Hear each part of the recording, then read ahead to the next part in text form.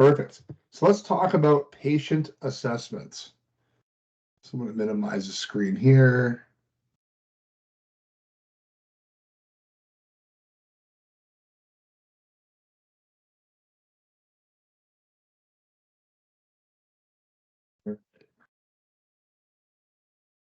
So we'll talk about the National EMS Education Standard Competencies. Really, it's taking everything and applying everything you've done from your patient assessment findings, from the scene size at primary and secondary, patient history taking, I like to call that interrogation, and then reassessment. And that reassessment part is going to be huge.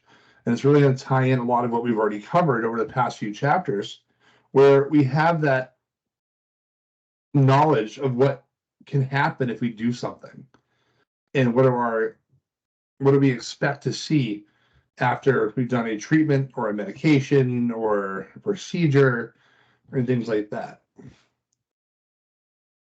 We're going to cover scene size up, scene safety, scene management, or how it impacts the environment on patient care, addressing any kind of hazards, violence, the need for additional or specialized resources, standard precautions in multiple patient situations, or MCI. If any of you are interested in trauma triage, I am doing a class tomorrow night at 6 o'clock, which will also be virtual. So I'm doing it for two different agencies. So I am doing it for Center Ospey Fire and Shapley Rescue. I do a training for them every month, and I kind of tie everything in together. So I will send you the email invite to the class. So you're more than welcome to jump in. It's going to be on trauma triage.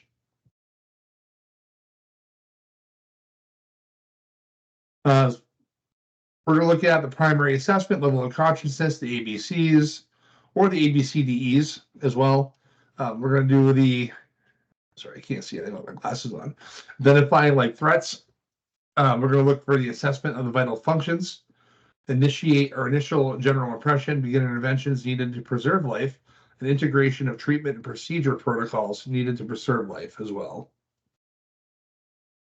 We're going to look at history taking, determining the chief complaint, mechanism of illness, nature of illness, mechanism of injury, nature of illness, MOI, NOI, associated signs and symptoms, investigation of the chief complaint, our past medical history, our pertinent negatives, performing our rapid full body scan, and when we need to do that on our secondary assessment. We're going to look at our focus assessment plan, an assessment for pain, and also assessment of vital signs as well.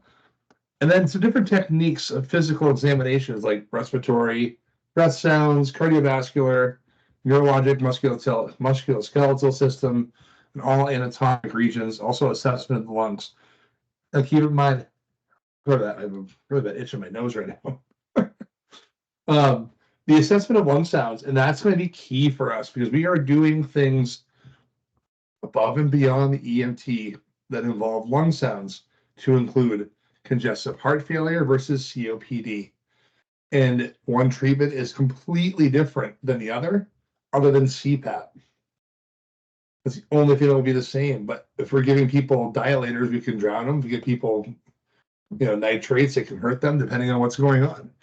So the lung sound assessment is going to be key for you guys. We're going to cover more of that in depth.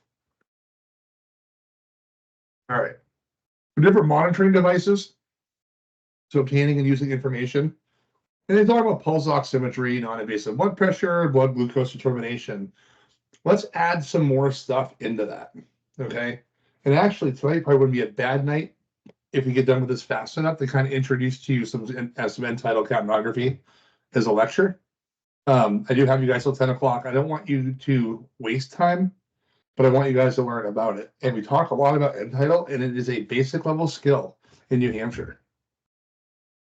In Maine, it's coming. I've been told that it's not, even though I still teach it anyways. So I wanted you guys to have a lot of familiarization with it. So if you see that weird waveform, you're like, I know what that is. You'd be like, that's pretty cool. Then the advanced or paramedic, or as AEMTs, to be able to say, hey, I know how to read this. So, and the advanced EMT level in Maine got it back in 2006 when I first took my intermediate license. That's when end-tidal readings were actually introduced into the intermediate level, which turned into an advanced for Maine. So we can probably do that. I think we'll have enough time. Throw that lecture in. Then reassessment. How and when do you reassess patients? Every 5 to 15? Is it every minute? Is it every 10 minutes? Well, it depends on patient status and what you've done. And that's where those pharmacokinetics and pharmacodynamics that we talked about and pharmacology come into play, because we gave somebody a medication and how long it lasts, and when we need to do our reassessments.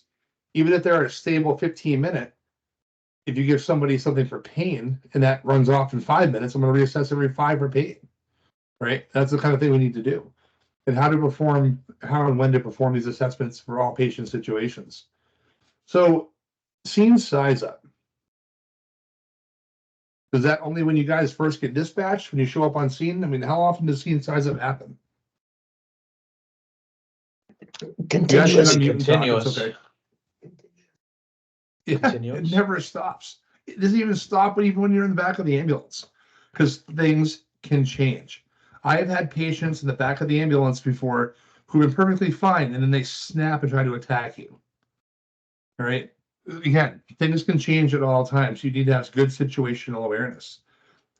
So you must master and be comfortable with the patient assessment process. You have to know this inside and out, because this is the baseline of what we do that could make or break a patient living or dying. And I know that might be kind of going overboard, but if you think about it, you give the wrong medication because you screwed up your assessment, the medications you guys do carry can really kill somebody. So you got to make sure you're on the ball and ready to go. So the assessment process is divided into 5 main parts: signs up, primary survey, history taking, secondary assessment, reassessment. So the order in which the steps are performed depend on the patient's condition and the environment in which you find the person. The same components used to evaluate the medical patient are also used to assess a trauma patient. So the difference in your findings and how you effectively care for your patient is: 1, a sign of an objective condition, so you can observe about the patient. A symptom is a subjective information that the patient feels and tells you. So think of a sign as something you can see, a symptom is what they tell you. The chief complaint is the reason why EMS was called, right? Just because you're dispatched to a chest pain does not mean you're responding to a chest pain. This happens quite often, where you'll respond out for a call and you're going to get there and something completely different. I'm sure all of you have had that type of call before. Well, I said I had chest pain to get the ambulance here faster. Really, my toe hurts. Who's had those calls before? I see Candace put his hand up. Yeah, exactly. Right. We've all had that call, or multiple, where this is actually happening. So we have to ask the patient, how are you feeling today? What is going on? Don't walk up and say, what's your chief complaint? What's going on? Why did you call EMS? Right? Ask that question. Then we'll start looking at our critical decision making and critical thinking. All right. This is an effective clinical decision making depends on your ability to, 1, gather, evaluate, and synthesize the patient's information. So what can we do to take this triangle, right, and come up with our diagnosis down here? This is your signs and symptoms here. That's an N. My pen's not really working the greatest today. It's like off by like half an inch. So looking at all our signs and symptoms, we got to come up with this to meet that down here, right? And what are we going to do to make that happen? Develop an idea of the patient's problem. Formulate a field impression. If I'm sitting there showing positive Levine sign, I'm cool, clammy, and diaphoretic, I'm breathing, I'm tachypnic, I'm a little tachycardic, okay? You guys should all know what those words means by now, being in advanced school, right? So I have positive Levine's, cool, clammy, diaphoretic, blood pressure through the roof. I'm very hypertensive, right? I have a heart rate of 110. My breathing rate's around 26. What do you think is wrong with me?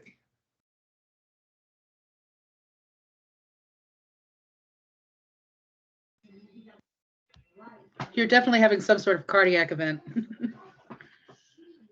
Yeah, exactly. Right. And that's where I'm going with that.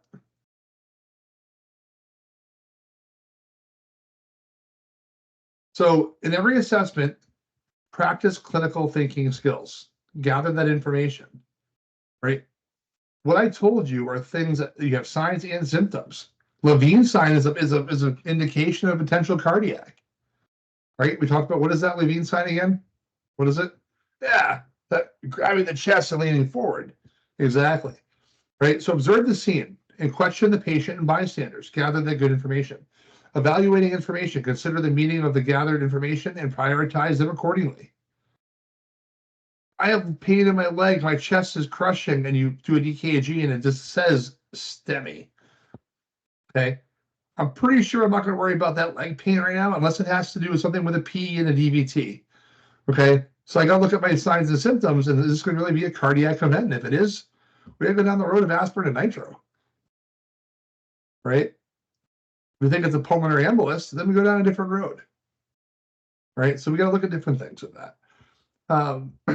Synthesize the information.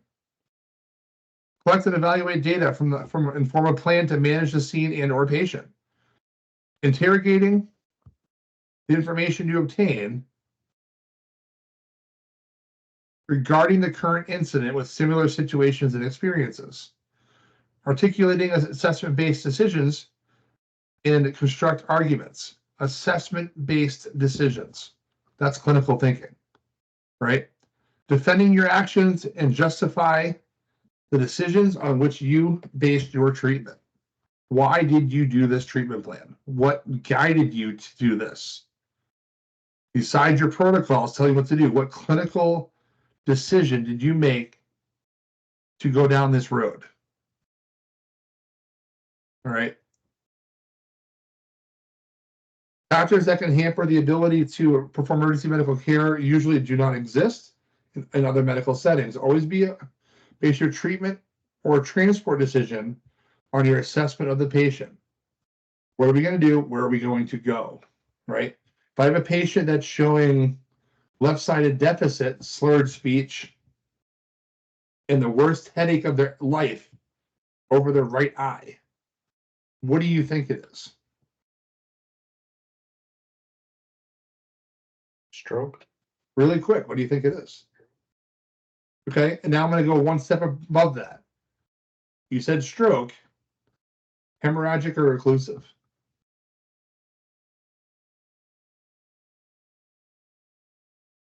Hemorrhagic. Yeah. And what gave that away? The headache. The headache. The headache. The worst pain they've ever felt. Headache. And more localized in one spot. Right? So knowing that, and then they say they have chest pain, are you going to give them nitro?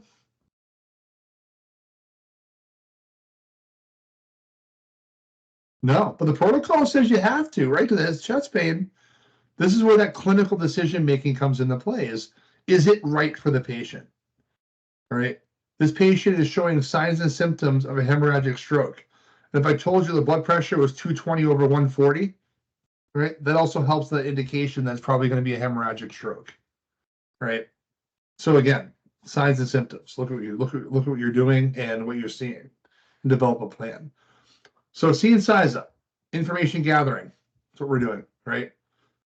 Of the patient's assessment process, how they live, what kind of condition are they living in? Are they hoarders? Are they non-hoarders? Is there heat in the house? Is it too hot, too cold? Right? What does their sink look like? That's kind of a weird question to be looking for, thing to look for, right? Not really. What kind of housing conditions do they live in? Right? Is there a lot of mold everywhere? You know, pick up on those things as you're walking through. I didn't say go open their fridge and make a sandwich. What I'm asking you to do is take a look around as you're walking in and see the conditions that they currently live in. That could be an indicator that there could be something airborne maybe that could be causing them to be sick, like, you know, continuous exposure to mold. Having respiratory symptoms, maybe. So things to think about. Let's see, pay attention to the conditions of the people around you at all times. Consider environmental conditions as well. So look at the weather, again, inside, outside. Prepare for a specific situation based on the initial dispatch information. Dispatch is great. The EMD calls, they do a lot of good things. They help us out, right? They give us an idea of what we're probably going to be coming into. Doesn't mean that it always happens that way. So consider a variety of factors that will impact how you operate the scene and provide patient care. Road, traffic hazards, middle of a blizzard. I got a significant trauma patient. I know I can't get the main med from Waterboro very fast. Do I need to divert to Biddeford? You know, the things to think about. Do we have to do that? Can we make it all the way? Does the patient have that kind of time? Based upon your assessment, are they stable enough to make a trip that normally takes you what, a half an hour, 40 minutes maybe to get them there? It could take you 2 hours because of snowstorm. Do we need to go someplace closer? Right. So consider the factors how you're going to operate the scene with that. Incident hazards, scenes of violence, scene size that must combine an understanding of the situation based on the information the dispatcher provides you with your observation of the scene itself. Remember that dispatchers at EMD have the ability to help certain medications like aspirin, right? So it's good to know if aspirin's been given or not, because we don't want to double that up. Ensure the scene is safe. So every pre-hospital scene has potential for injury. So ensure the scene safety for yourself and your partner first. The other responders, bystanders second. Your patient is always going to be last. Remember, they are the patient. Without you, they can't do anything. They won't get any better. They can't get that definitive care. Look for possible dangers as you approach the scene and before you step out of the vehicle. Right. Other hazards on scene you might find like traffic, chemical, and biological agents, down power lines, lighting issues, secondary collapse, fire explosion, carbon monoxide, unstable surfaces. So when gaining access to a patient, remember that you will typically leave via the same route you entered, moving a heavy stretcher and the patient. I went to a call today. I jumped on an ambulance for one call to help out today. And we went in one door, but the side door had a ramp to get a stretcher inside. Right.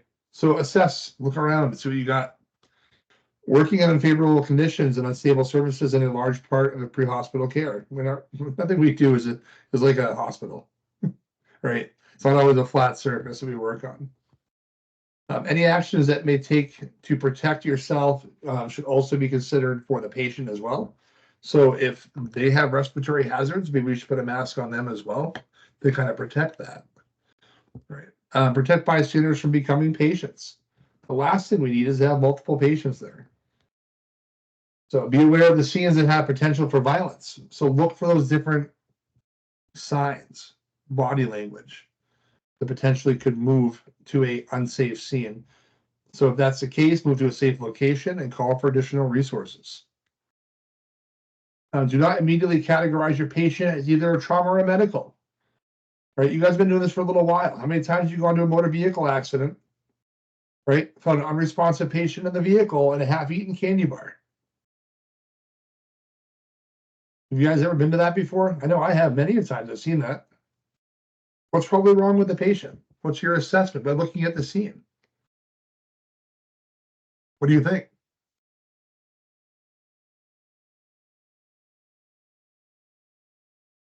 Anything? Anybody? Glycemia. Glycemia.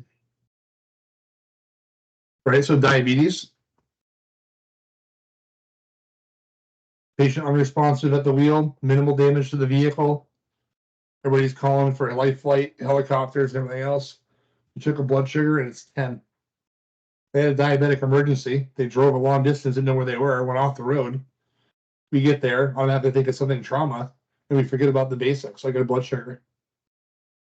You get a line, put some D10 in the patient's fine, they sign off. There's no injuries. Right? I've seen this too many times where people get tunnel vision because it's a motor vehicle accident, it's automatically trauma. Right? I've had seen people have MIs who aren't responsive before.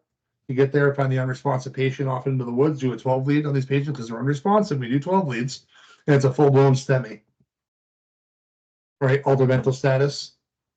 You know, smell fruity breath on their breath, fruity smell. Check their blood sugar, and now it's like 450. So patient's in DKA. There's some things to think about. It doesn't always have to be trauma. So mechanisms of injury. So traumatic injuries are the result of physical forces applied to the outside of the body, classified according to the type and amount of force applied, length and time of force applied, and where it was applied on the body itself. Remember, in a motor vehicle accident, you have 3 different types of collisions, right? What are those 3?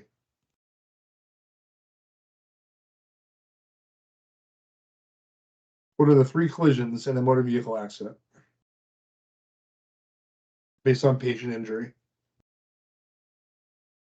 So it's the car hitting something, body hitting the steering wheel, and then the organs and brain hitting inside the body. Yeah. Perfect. Yeah, those are the 3. Then we determine the MOI will provide many clues to help you focus your assessment. If I see a motor vehicle accident into a tree with patient compartment intrusion, right off the bat, I'm thinking these are potential injuries. Okay, they were wearing a seatbelt. They hit a tree hard enough to cause patient compartment intrusion. Knowing the newer vehicles that are out there, they have the ability to take that impact, right? They have the crunch zones that are there. What kind of injury pattern will I suspect to see?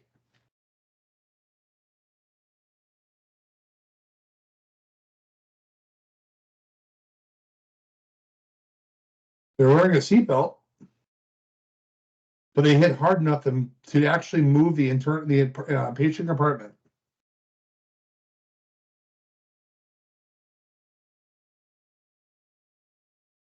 Give me some injury patterns.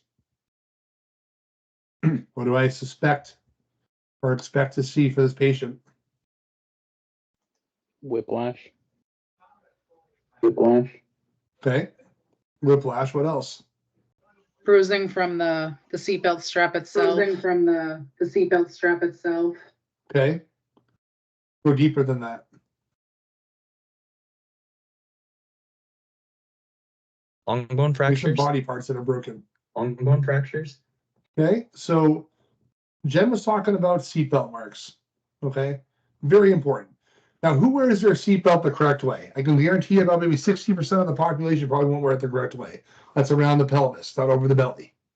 Right? People put the seatbelt on, it goes over the belly. They don't put it underneath their belly and they put around their pelvis where it's supposed to be. So now we have internal injuries. So when I see a seatbelt mark going across, I think of a clavicle fracture. Go right across the chest, potential for collapsed lung, right? Potential for broken ribs. They hit hard enough that it had patient compartment intrusion, so that there's a pretty significant impact to make that happen. Because everything has collapse or crunch zones in these vehicles now that absorb that impact. Okay, so knowing that about vehicles, when I see this, I also think about if it's around the abdomen, internal injuries to the abdomen. So I want to do a full abdomen assessment. And then I would call for ALS. If people have ultrasound, like paramedics have the ability for that, they can actually do a fast scan and take a look. But with you guys as advanced EMTs, you're touching and feeling, expose, right?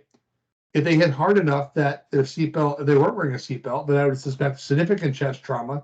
If they went down and under, femur, knees into the pelvis, up and over, or if they're starting with the windshield, bent steering wheel, head trauma, neck trauma, chest trauma, right? There's all these different things we're going to look for if we have the different patterns. So what do we expect to see when we pull? That's that mechanism of injury that helps determine. I'm not saying it's a deciding factor, but it helps determine where things are going. All right. If I see a vehicle roll over and the patient was seatbelted and they were inside the vehicle, I think of them as like a ping pong ball or going bouncing around everywhere inside. I'm going to see multiple injuries, right? So those are things that you need to think about.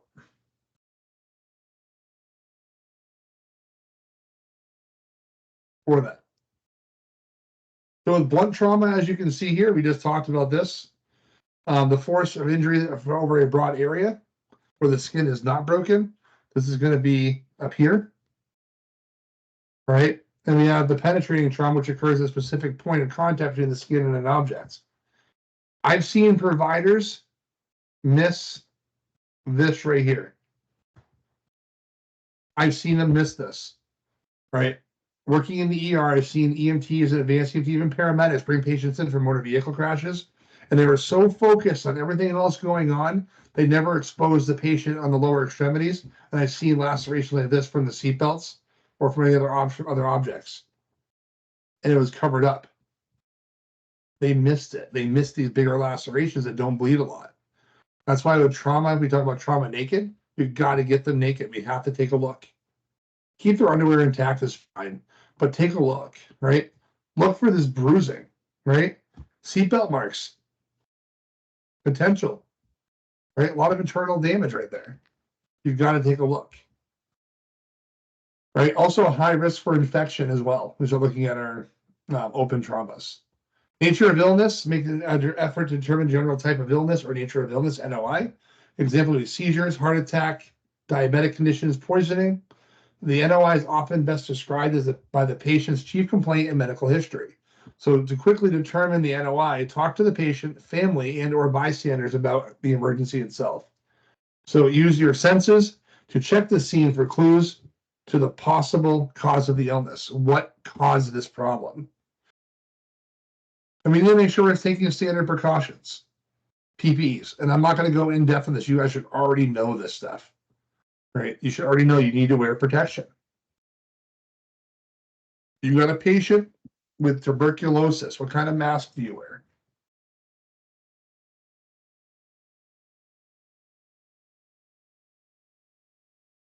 Somebody give me something. You have an airborne pathogen. What kind of mask do you wear? TB. Mycobacterium, tuberculosis. And then I heard N95. Right? A respirator. A surgical mask is going to do nothing for you. COVID. A surgical mask will do nothing for you. It will not help. N95 for patients that have airborne diseases like that. You've got to wear the proper PPE. All right. Determine the number of patients. Put mass casualty plan into action in case of multiple patients. If you have more patients than your resources can handle, it is considered an MCI. You have one ambulance, 3 patients all walking around. That's something you can handle. One ambulance, 4 patients all unresponsive on the ground. That's an MCI because it's more patients and resources that you have available to handle the situation. An advised dispatch that you now have an MCI to start more ambulances, and that covers you. And it covers you from abandonment. All right, because now you're utilizing what you have to triage a patient and walk away. Okay, so you have to declare an MCI. Does it have to be? There's different ones you can use, like level 1, level 2, level 3, but we'll get into that later. Right. Consider additional and specialized resources like fire, ALS backup, law enforcement personnel, specialty rescue. So if you have the need for like fire suppression, tech rescue, vehicle extrication, high angle, low angle rescue, swift water, things like that. Right. So make the determination if you get called to this and you find someone out back and say, well, someone's out back and they need assistance. You get there and they're stuck in a river. We're not going to be going in unless we're trained and we have the appropriate gear to get that. So make sure you're calling for the right resources. All right, so as far as the primary survey goes, identify, initiate treatment for immediate or imminent life threats. Physically examine the patient to assess level of consciousness, right? So we're looking at ABCDEs. ABCDE is airway, breathing, circulation, disability, and exposure, right? The other thing that they were utilizing in the EMT program was the X ABCDE, and X was any kind of treatment done prior to your arrival, right? We need to know. So the primary survey is not an in-depth physical exam, nor is it an assessment of the vital signs. An ABCDE looks for life threats. What can we do to treat this now? Patient has an arterial bleed. Yeah, okay. Well, that goes probably down to circulation, but if they bleed out, forget about fixing the airway, they're dead, right? So we want to make sure that we're controlling that bleed. Quickly apply the tourniquet, go back to the airway. Stop the bleed really quick. Really, airway and bleeding control, if it's significant. Now, if they have a small laceration and it's oozing out, we can get to that, okay? But if it's squirting out arterial bright red blood, we need to make sure we're treating them right away because they will die eventually. They become hypovolemic, right? We're going to form that general impression. So note the patient's appearance and position, right? If a patient is sitting in front of you and they have accessory muscle use, pursed lips, and tripoding, what three things does that indicate?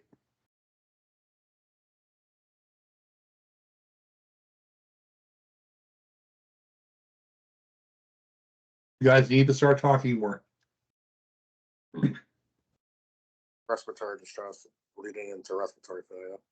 Thank you. Leading into respiratory. Yeah, getting to that point.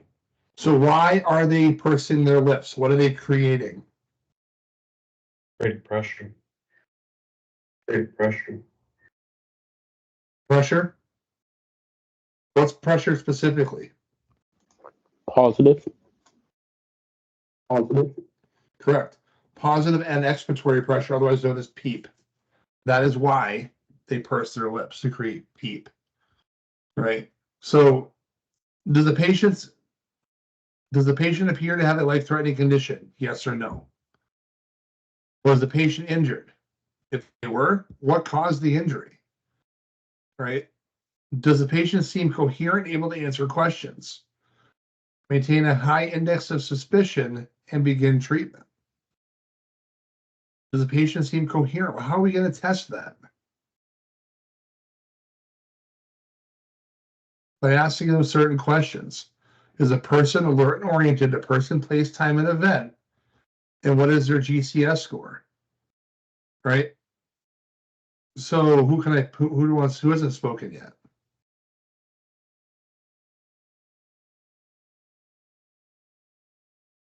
And pretty much everybody has. Right? Somebody give me the GCS score. What's the highest score you can get? 15. 15. What's the lowest score you can get? Great, 3. great. Okay. What three things does the GCS score measure?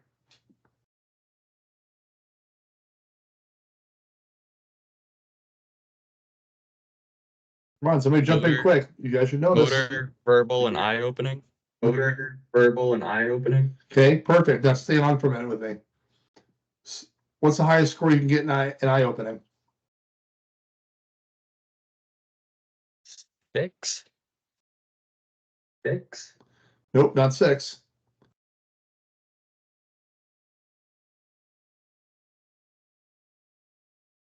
You guys should be able to rattle this stuff right 5. off. This is part of being that 5. clinician that we talked 5. about.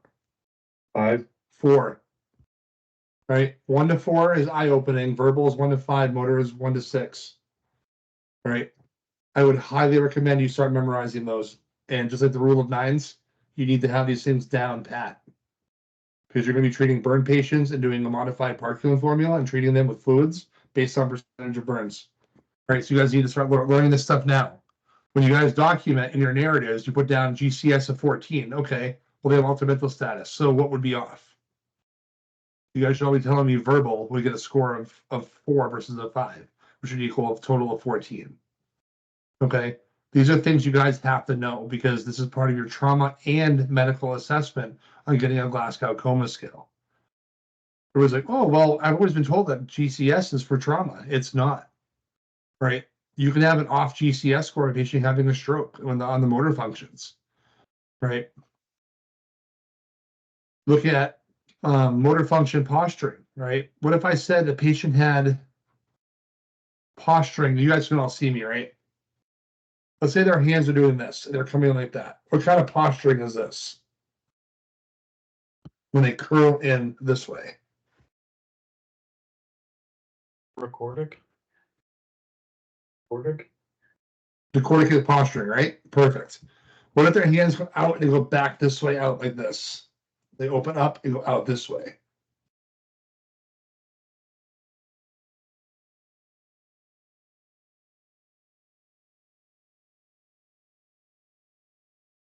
What kind of posturing is that?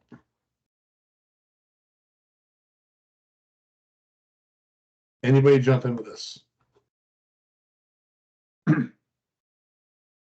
Give you a hint, it begins with a D. Decerebrate? Decerebrate? That's it. Now, which one's worse? Decorticate or Decerebrate?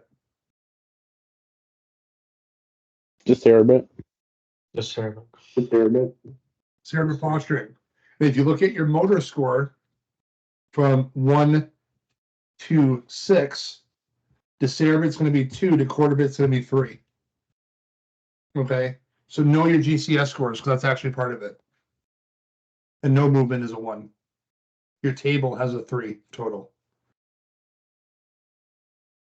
Right, so high index of suspicion, begin treatment. Ascertain gross LOC by determining which category fits your patient. This goes back to AVPU. Alert, right? Verbal, painful, unresponsive. Right? Is a patient unresponsive? Responsive with altered LOC. Responsive with an unaltered LOC. Right? Sustained unresponsiveness indicates a critical respiratory, circulatory, or CNS problem. If they're staying unconscious, we need to figure out why. Right? Package the patient and provide rapid transport to the hospital for these patients. Why are they unresponsive? Do we need to maintain and secure their airway? Do we need to put an eye gel in? Do we need to put in a king tube? What do we need to do at this point? Is an OPA or an NPA perfectly fine? Do they need to be ventilated? Are they ventilating fine? Right? Is there any potential for toxins? Looking at our toxidromes.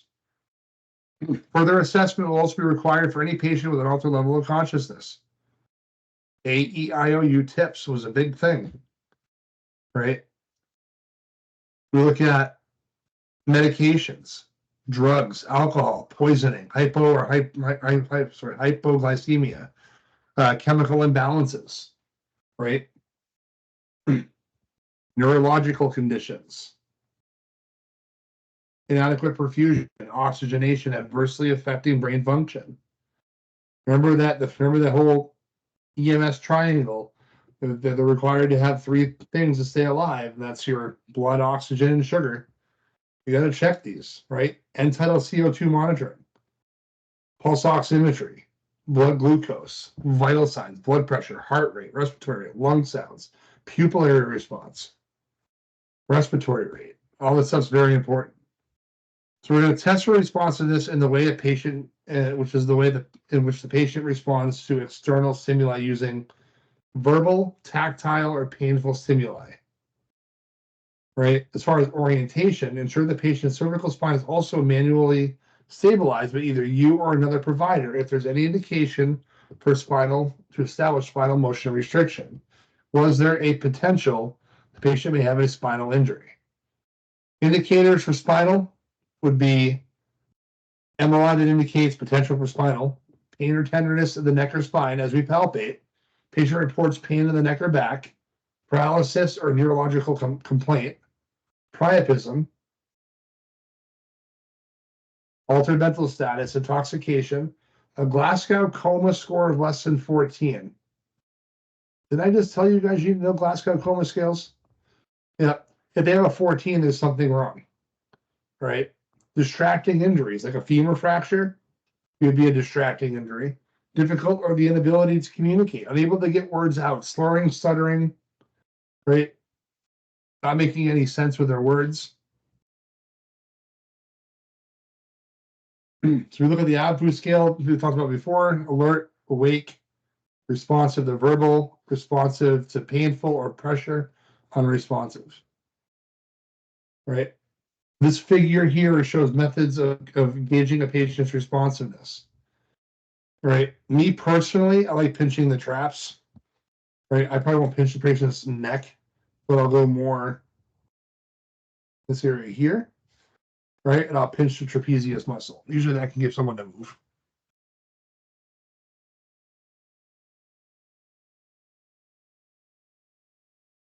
Determine whether or not the patient has a response to verbal stimuli or respond to pressure. Try to elicit a response on either side. Right? If you're doing a sternum rub, that's down the center.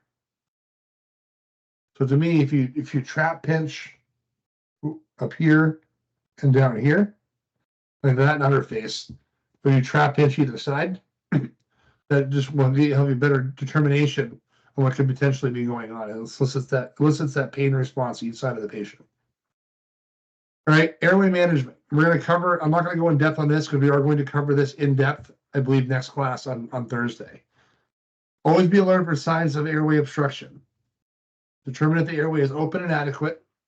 A responsive patient who cannot speak or cry most likely has a severe airway obstruction. We're going to use abdominal thrust trying to clear it out.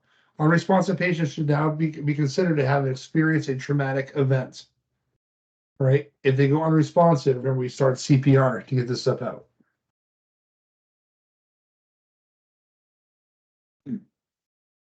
Right? For an unresponsive patient in general, it isn't that they're not choking. Right? Use a jaw thrust maneuver if trauma is suspected. Identify other potential causes for obstruction if it's there. Right? Like angioedema being one of them. Right? Ensure breathing is adequate. Does the patient appear to be choking? Is respiratory rate too fast or too slow? Are the patient's respiration shallow or deep? Is the patient cyanotic? Do you hear abnormal breath sounds when listening to the lungs? Is the patient moving air in and out of the lungs? These are things we want to look for as we're assessing. Okay. And we get into airway management, respiratory, we'll go more over this stuff in depth. Rapidly assess respiration to determine if the rate is normal, fast, or slow. We look at rate, rhythm, and quality for the things that we do. Right? Depth of is the depth normal or shallow? Chest rise, equal or unequal, right?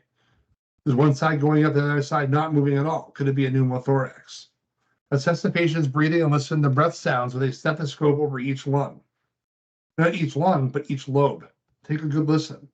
Chest rise and breath sounds should be equal on both sides of the chest. If they're not, then why are they not? When you assess your breathing, obtain respiratory rate. A lot of things we have to justify or look at when we talk about rate of a respiratory. Quality and character of breathing, right? Is it Shane Stokes? Is it Biots? Is it what kind of breathing pattern is it? Right? Degree of distress. Are they speaking in one-word dyspnea, two-word dyspnea?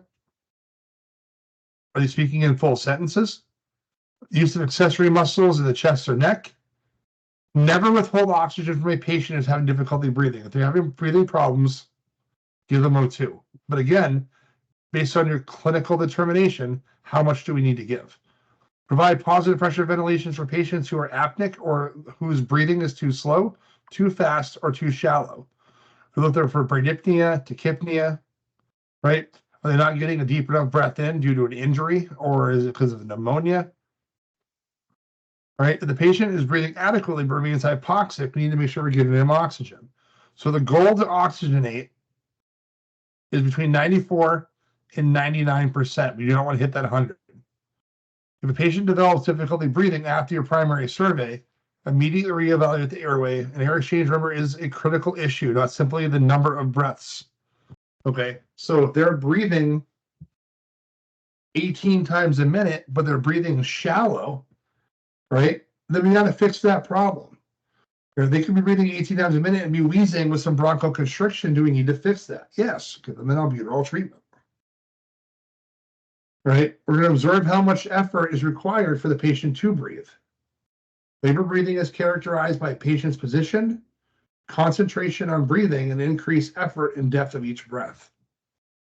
So looking for signs of inadequate breathing would be like a presence of retractions, nasal flaring, seesaw breathing in the pediatric, the supraclavicular and intracostal retractions in pediatric patients. Patients who can speak 2 or 3 words without pausing to take a breath. We call that word dyspnea. Right? These are things you also want to make sure you're documenting in your narrative.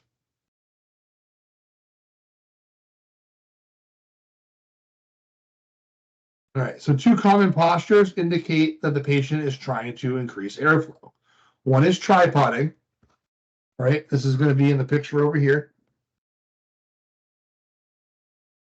And you can kind of see the sniffing position over here.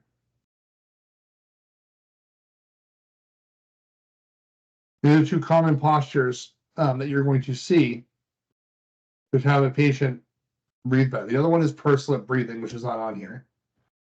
All right, assessing circulation.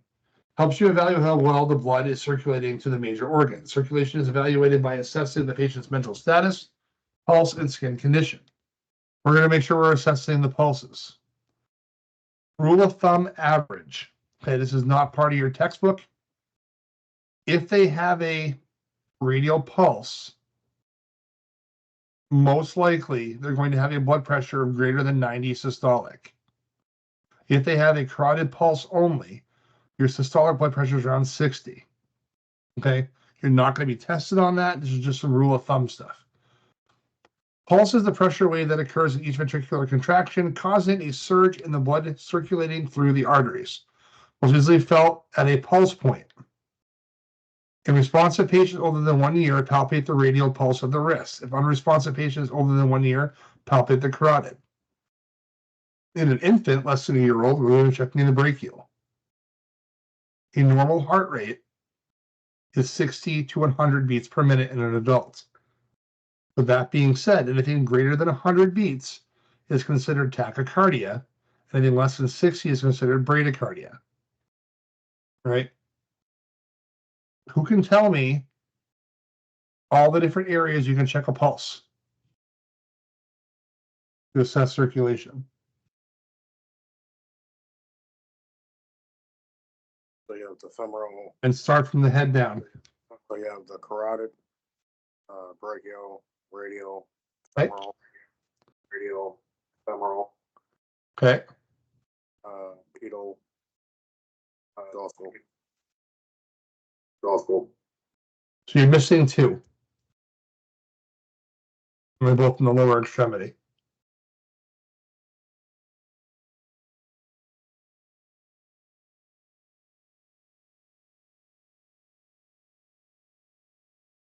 Any thoughts? No?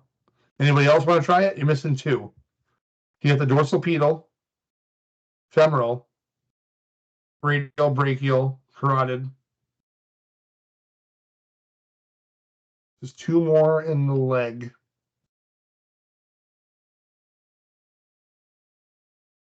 There's one behind the knee. That's called the popliteal. And the tibial by the ankle. Okay, those are the other two locations you missed. But good job, you got the rest of them. So there's different locations. If you can't find one, check the other. Why is it important to check dorsal pedal or tibial pulses? You have a tib-fib fracture. Make sure that you're getting circulation down low other than checking cap refill. All right. If you're not palpate a pulse, CPR. If the patient has a pulse and is not breathing, we breathe for them. Right, at a rate of 10 to 12 breaths per minute for adults, 12 to 20 breaths for an infant or child. Okay, we don't need to hyperventilate these patients. And we can actually monitor that by using what? End title. End title. Hand title, waveform capnography. Good. All right. And once we finish here, we'll take a 5-minute break and we'll come right back. We'll finish up this last four. Assess the skin for perfusion is assessed by evaluating a patient's skin color, temperature, and moisture, and cap refill. Okay, cap refill is important. Very useful tool, right? Determining by blood circulating through the vessels and the amount of type of pigment in the skin or skin color. If we have a patient that is very cyanotic, we know that they are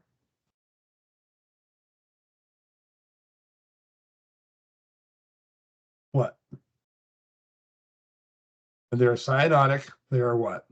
Blue. And respiratory failure. And respiratory failure. Right. So the word I'm looking for is hypoxic. Okay. If the patient has yellow skin, Jaundice. the skin is yellow, the whites of the eyes are turning yellow. Jaundice, Jaundice, which indicates Liver failure. liver failure, liver failure, liver disease of some sort, right? If they are very, very red, it's a very late sign, like cherry lips. Patient's already dead by this point, so, but that indicates a very late sign of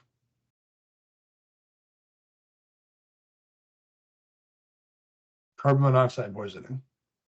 Jen, I can see your expression with that. Like, I knew that, right? So what if the patient's African American? How do we check for cyanosis? Right? So mucous membranes, lips, undersides of the arm, palms, conjunctiva of the eyes, other things we can look at, fingernail beds. Okay, so you gotta make sure you look at those things as well. All right. What's wrong with this kid?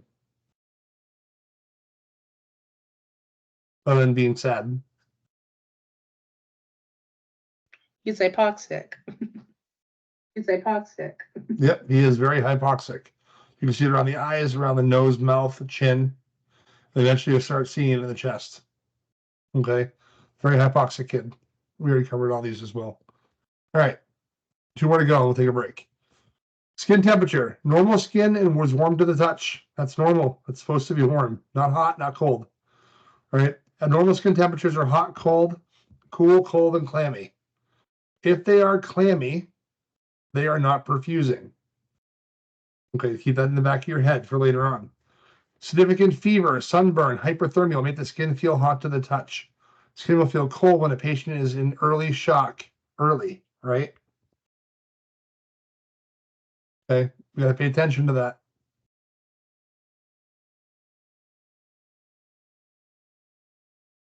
People always talk about the first stages of shock as they mentioned hypotension. Get that out of your heads now. That is not early stage of shock. If the patient's already hypotensive, you've gone past that point. Okay, we're in the decompensated section now. All right, you're looking for the other indicators like tachycardia, tachypnea, things like that.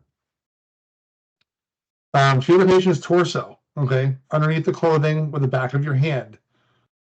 Determine whether the patient's temperature is elevated or decreased. With pediatrics or patients that are unresponsive and cold, you guys know you need to check a temperature, right? In the core. So bend them at the legs because you need to go rectal. You got to get core temps. Pediatrics and adults that are kind of unresponsive or very, very cold, lethargic, things like that, they get rectal temps. We got to know what the true temperature actually is. Those skin readers are useless when it comes to this kind of stuff. Skin that is wet or moist from sweat or excessively dry or hot suggests a problem. Moist from sweat. Diaphoresis, that's bad. Why are they diaphoresis?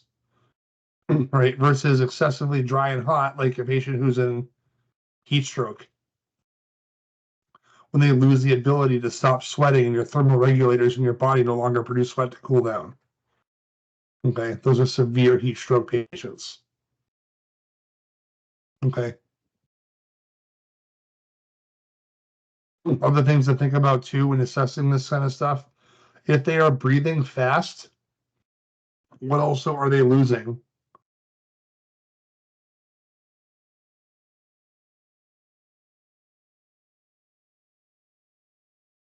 What else are they losing?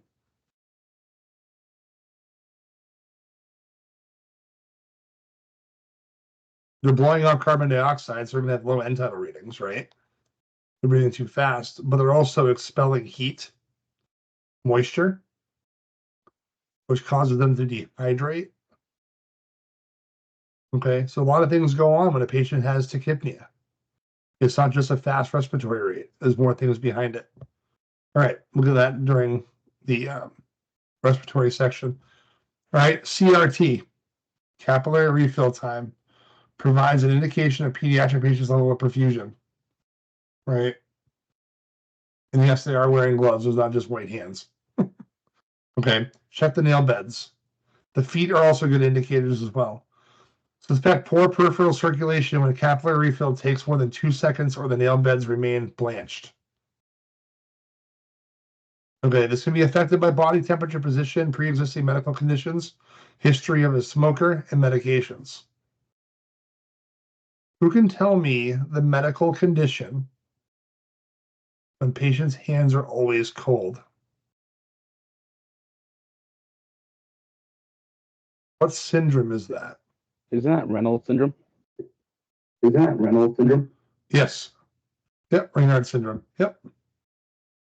Awesome. All right, last one. I'm gonna take 5 minutes. Identify. So assessing and controlling external bleeding. All right. And this kind of be quick on this slide here. Identify immediate control any major external bleeding. Should be performed before assessing or addressing the airway and breathing status. If you are bleeding out, you're going to die. Let's stop the bleed. Put a tourniquet on. Restoring circulation. Take immediate action to restore or improve circulation because eventually they're going to code.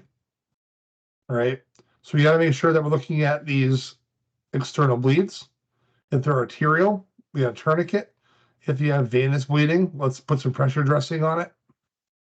Okay, we don't need to truly tourniquet venous bleeding. A lot of pressure usually can control that, but arterial bleeds need to be done with a tourniquet, right? And in some states, they have quick clot. So if it's a big enough open wound, we pack the wound with quick clot, we go over the top of it, and it helps that clotting process. Please do not rip open a quick clot package and dump powder into the wound. Okay? Yes, they do make some that are like that, but the ones we carry in the ambulance are not a powdered form. They're little pouches that you shove in. Okay? It's a very painful deal, but it stops the bleeding. That's the important part. All right. Let's come back at 7:05.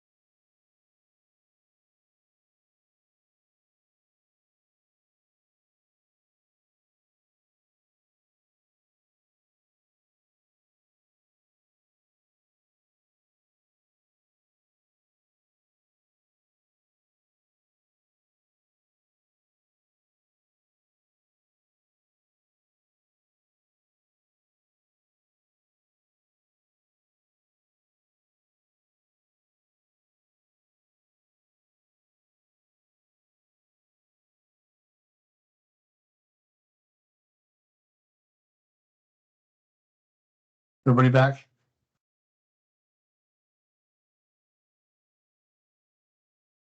We'll finish this up here, and then we'll take a little bit longer of a break, then we'll do capnography after.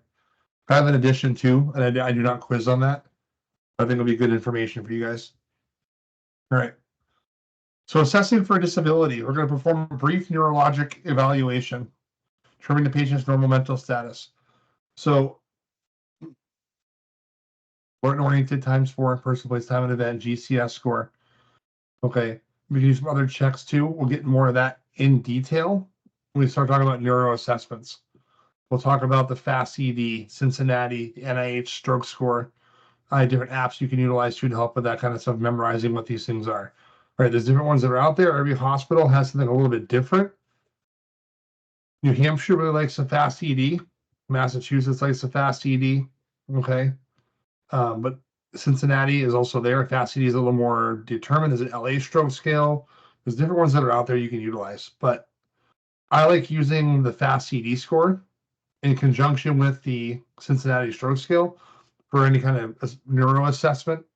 And then I'll also do, if there is a positive evidence of a stroke, then I will do an NIH score as well, which does like pictograms and everything else. It helps work with everything you need to know for that. And that's what the neurologists are going to be utilizing in the hospitals too.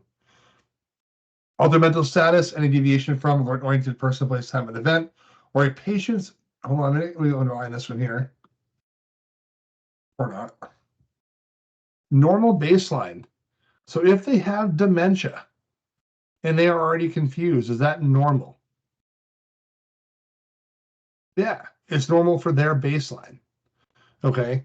If a patient's had a previous stroke and they normally have left-sided deficit, is that normal for baseline? Yeah.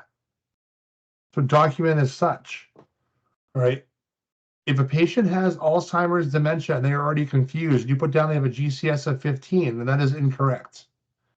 The GCS score is actually 14 because they're still confused, even though it's baseline, but their GCS of 14 is a baseline assessment, right? So that's okay to put down, right? Orientation tests patients' mental status by checking their memory and thinking ability. Most common test evaluates the patient's ability to remember 4 things: person, place, time, and event with a GCS score, utilizing your eye opening, verbal response, and motor response. We also want to make sure that we're also checking short-term memory. Ask them to remember 4 things, but please, for the love of God, remember what you asked them to remember. That's a bad thing when you say in 5 minutes, what were those 4 things you asked you to remember? And you're like, I don't remember myself, right? We want to make sure, keep them simple. Like purple, pink, yellow giraffe, you know, something that you're going to remember. But if you can't, if you don't remember things, you're like, I don't remember what it was, write it down so that you know what you asked them to remember. Okay. We're going to check that short-term memory as well. This is part of our neuro assessment. And when we start getting the neurological stuff, we'll also teach you how to check the cranial nerve functions as well. Okay, that's also very important. Remember, there's 12 of those. All right. Expose, then cover. Rapid body exam. This should take you no more than 60 to 90 seconds. If you're spending more than that, then you are taking too long. Right? This takes about 60 to 90 seconds, rapid head to toe. You touch everything from head to toe quickly. You're identifying life threats. If you see a femur fracture, you treat it. If you see a pelvic fracture, you treat it. Why? Because you can bleed out and die from those. Okay, internal bleeding, 3 liters of blood in the pelvic cavity, 750 mLs per blood per femur. Okay, those are ones we need to stabilize. A fractured ankle, unless there's loss of limb, potential loss for limb because of no circulation, let it stay fractured. Finish your assessment. Right? A fractured wrist is not going to kill somebody. A pelvic fracture will. Right? We're going to do a quick head-to-toe assessment looking for any patient abnormalities. Touching and feeling for abnormalities. Listening to body sounds using a stethoscope. Checking your lungs. Decap BTLS. Oh boy, because that to haunt you, right? Deformities, contusions, abrasions, punctures, penetrations, burns, tenderness, laceration, swelling. You should be able to rattle those off as fast as I just did.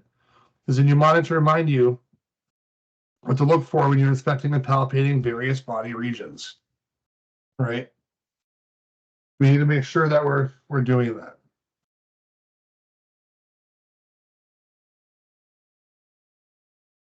All right. Let's see. Where we go? There it is. All right. So identify the life threats, determining if a life threat is present, and if so, to quickly address it. Recognize the patient's signs and symptoms. Could include anxiety. If I'm going to throw one scenario at you really quick. You ready for this one? Let's see if you can get it right. Sharp chest pain, multiple syncopal episodes, tachycardia, tachypnea, anxiety. What's potentially wrong with that patient? It's a differential. I didn't say it was a true diagnosis yet. It's a differential.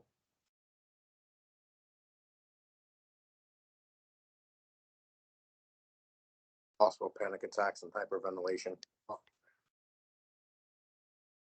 It's something more than just that. This is what a paramedic thought too that I was working with one time as an intermediate, and they missed this. The patient ended up coding.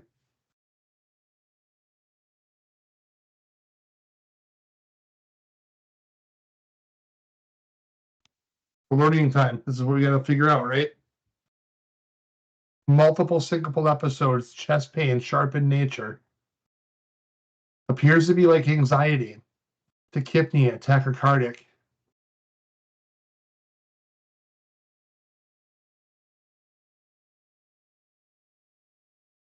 Oh, I forget to mention they're on birth control.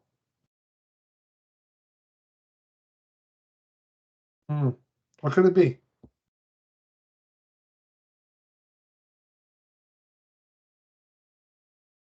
What could it be?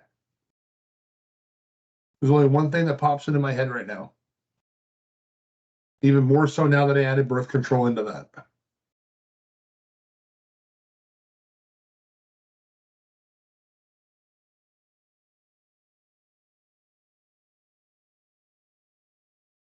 What can birth control cause?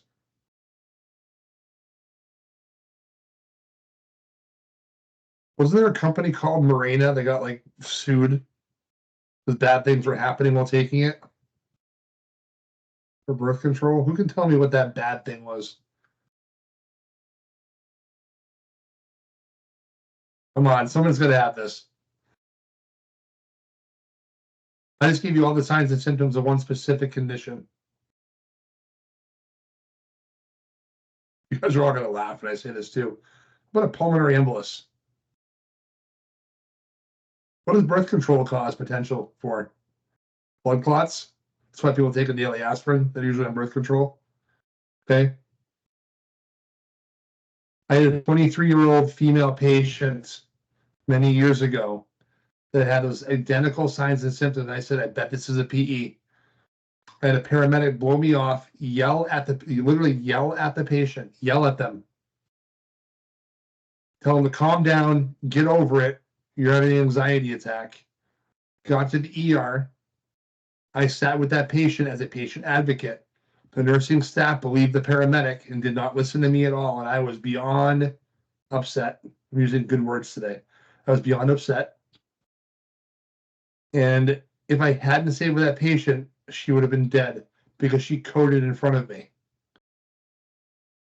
Okay, I started CPR, yelled out, working code. They all came back in, and they pull out a blood clot this long. Not even kidding you, from at the hospital up north at Maine Med. Not that they transferred her. Okay, they did not want to believe me. They wanted to play it off as a anxiety attack, but they missed the key indicators. Right, and these are things I want you guys to pick up on. Don't get sidetracked because the patient's 19. Don't get sidetracked. The patient's 23. A PE can happen to anybody. So don't miss it. Okay.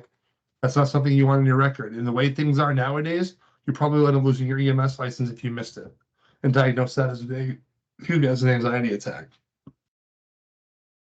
Right. Let's see, what else? Loss of conscious, unresponsive to external stimuli, muscles become slack, tongue sags in the back of the throat. Well, then they lose their gag reflex. That's when a good OPA comes into play for those.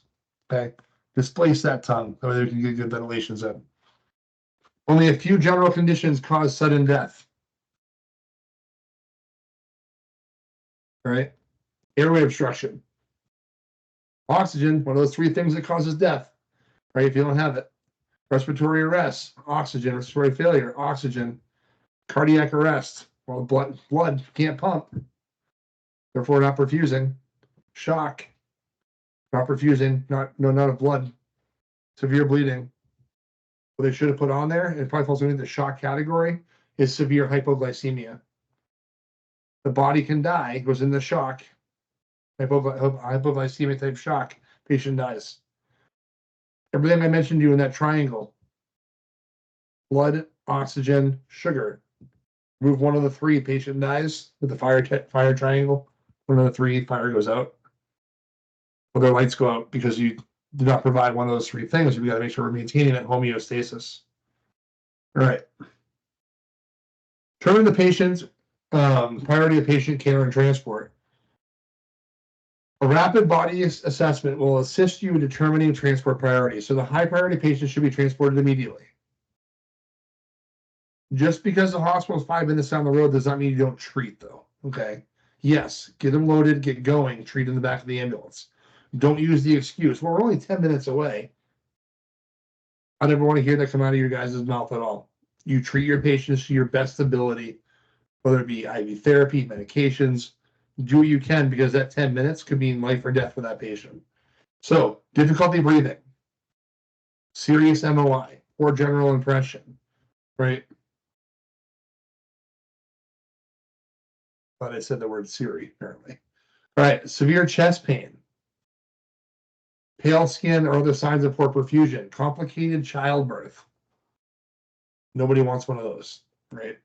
Uncontrolled bleeding, responsive but unable to follow commands, stroke, severe pain in any area of the body, inability to move any body part, protecting the patient's spine, identifying fractured extremities, or an integral part of packaging for transport. We have to take a look at all this stuff that's here, right? These were considered sick patients.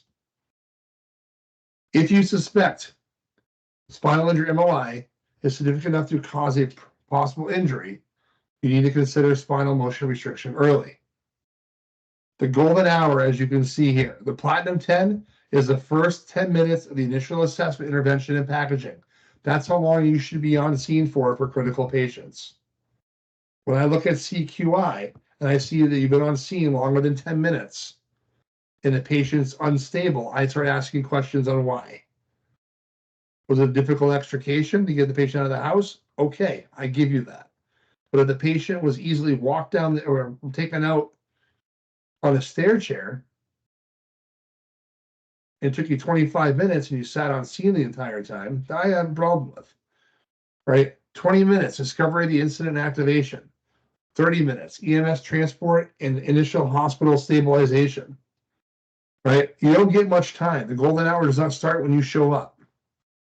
It starts when that call was made. Time is muscle, time is brain. Remember those two things.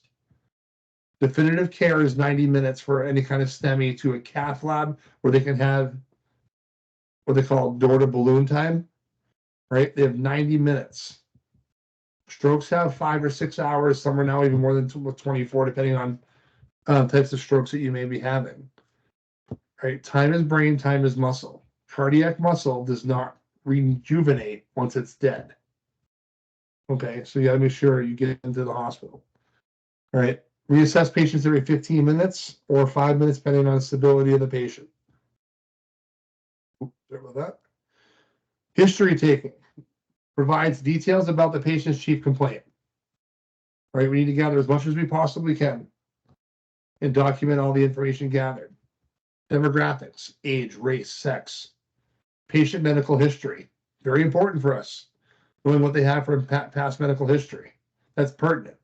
If they stubbed their toe 20 years ago, I don't care about that. What I care about, though, If they had a history of DVTs, now they have leg pain or shortness of breath. If they just rode in the vehicle for 12, 14, 16, 24 hours sitting without moving, they took a long plane ride across the country. Those are things that I want to know about. Those are important that play into that whole leg pain, DVT, PE thing, right? So again, past medical history, current health status. Are they what kind of patient are they? Do they have any kind of diseases? Like ALS, Lou Gehrig's disease? Do they have other things as well? So there's a horn honking outside my house here. Current health status, pertinent family history. Did your father have a heart attack at the same age as you and pass away from a heart attack? Right? We look at things like that.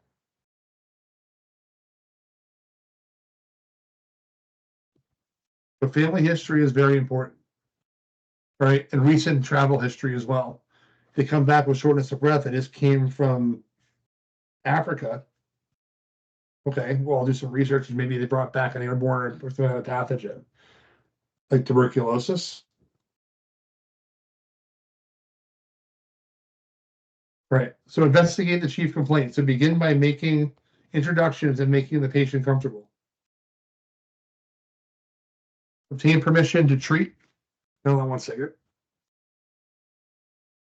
I apologize, stand by.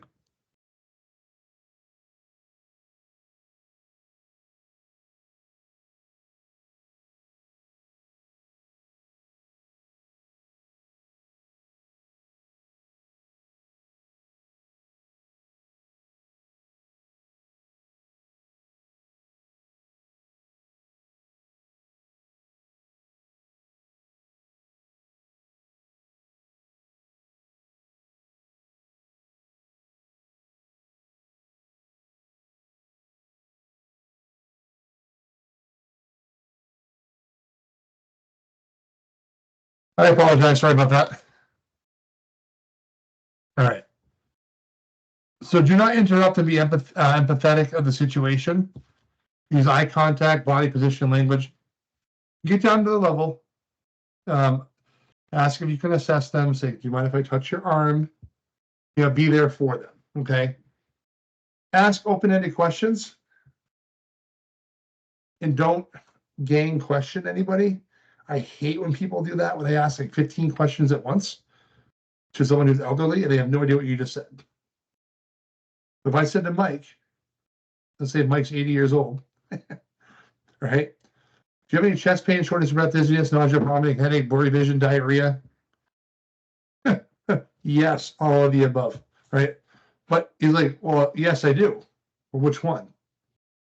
So ask one question at a time, okay? Gang questioning is bad, right? If Mike and I are on a call together and we're assessing Jen, I can't be asking questions and Mike be asking questions because the patient can become confused. Okay, so one person be lead and ask the appropriate questions. All right. Few simple open-ended questions need to be asked.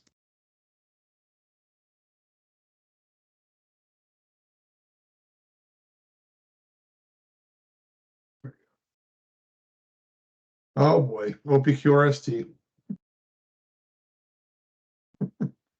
So, O, onset, P, provocation, Q, quality, R, radiation, S, severity, T, timing, right? When did the problem begin and what was the patient doing? Provoking factors, anything that brings on the problem itself.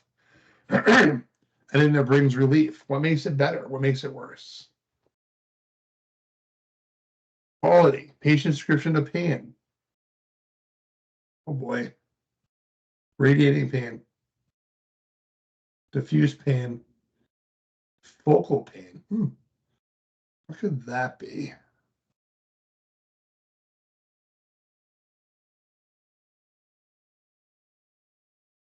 What if you had referred pain in the shoulder? What could that be?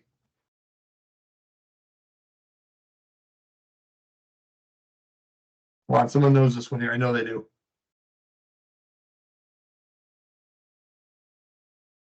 If they have injury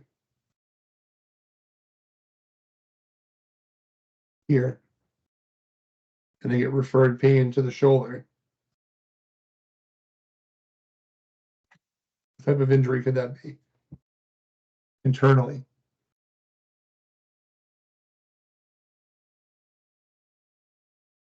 Come on, someone must know this one. Take a guess. Anybody? Spleen. Spleen. Yes, splenic. And what sign is that called? Can we remember? So referred pain, splenic injury, going to the shoulder is called what type of sign?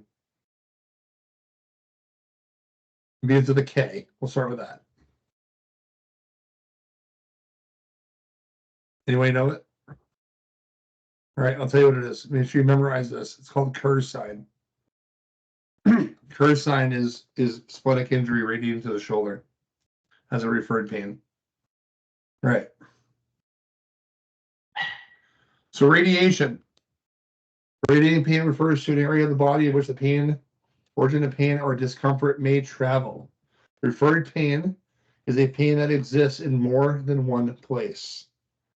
So we want to ask the severity, right? And I hate when people say on a scale of 1 to 10, because 1 is still a pain. Please use 0. On a scale of 0 to 10, 10 being the worst pain you've ever felt, excluding childbirth, if they are a female. How do you rate your number now? Once they tell you, what kind of pain is it? Sharp, dull, pressure. What does it feel like? Describe it to me. Stabbing. Does it come in waves? Right?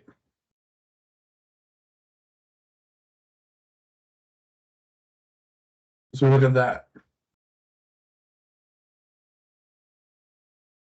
Right? Where does the pain go to? Timing. Questions related to the time, provided information about when the problem began. How long has it been going on for? Interventions. Ask about any treatment prior to EMS arrival to avoid overdosing. Right? I took 15 nitro with no relief. Okay, well, it's also expired. Your blood pressure is still 200 systolic, they probably don't work anymore. Or I took 324 milligrams of aspirin, 325, and I chewed it like the dispatcher told me to. Okay, well, I'm not going to give you any more then.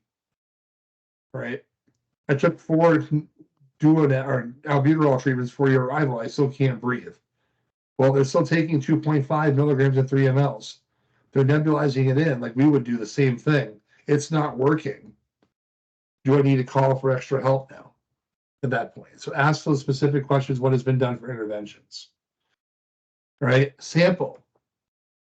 Allergies, medications, pertinent past medical issue, last oral intake, events leading up to the only illness or injury. We already know the signs and symptoms. We're already looking at that. We're talking about it. Right? Allergies are very important to us. We know that we might not be able to give a certain medication if they're allergic to it. Right? One of the medications you can administer is ondansetron. What's another name for ondansetron? Zofran. Zofran. Okay. There are people out there that are allergic to Zofran but can receive Phenergan, Reglan, or if Reglan's metoclopramide. Right? They get other medications that are there. Okay. So just keep that kind of stuff in mind. Ask those specific questions. There's a lot more to Zofran too, especially when we look at EKGs and when we shouldn't be giving it. But there's some talks out there now in studies that are saying it really doesn't matter anymore. So, alcohol and drugs, signs and symptoms while under the influence of alcohol or drugs may be confusing, hidden, or disguised. So patients may deny abuse of alcohol or drugs, or physical violence or abuse. So look for those hidden clues that are there. Sexual history. Well, that's pretty important, right? 16-year-old female, significant severe abdominal pain, right? Who's sexually active. What could potentially be? Ectopic pregnancy. Ectopic pregnancy. Most likely located where?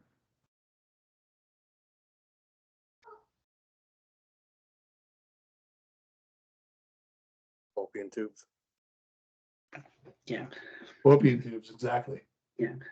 It's okay. So I'm gonna push you guys harder and harder with this stuff, right? Because you need to know exactly what these things potentially could be. Consider all female patients of childbearing age who report lower abdominal pain to be pregnant. Right? They will do a blood test and a urine test and or at the hospital to confirm. Okay? Even if they took a home pregnancy test and it said negative, might not be the best confirmation. Okay? They also may say that they don't have sex, they're not sexually active when they're 15 years old. Why? Because the parents are in the room and they don't want their parents to know what's been going on. Okay? Asked about the menstrual period. For guys, sometimes it's going to be a touchy subject talking with females about it, but it's our job to do it, right? Have they had sexual partners, multiple? And yes, at 15 years old, they can have multiple sexual partners. We need to know this stuff, right? Especially if they have like a yellow foul odor bird coming out of them. It could be something like gonorrhea, okay? So there's things you need to understand is these STDs that are there, pelvic inflammatory disease, very painful. Also very fatal if not treated. Can happen with multiple sexual partners as an STD. Okay, so we talk about obstetrics later on, not obstetrics, gynecological emergencies. We'll cover all of those, right? So ask about menstrual period, sexual partners, urinary symptoms. Does it burn when you pee? Is there a foul odor? Could it be a UTI? All right. Are you taking any birth control pills or any other types of birth control? Right? Did they get the shot? Did they have a patch? Did they have pills? How's it been going on? Actual challenges in obtaining patient history, right? Silence. Be patient. Use closed-ended questions to require a simple yes or no.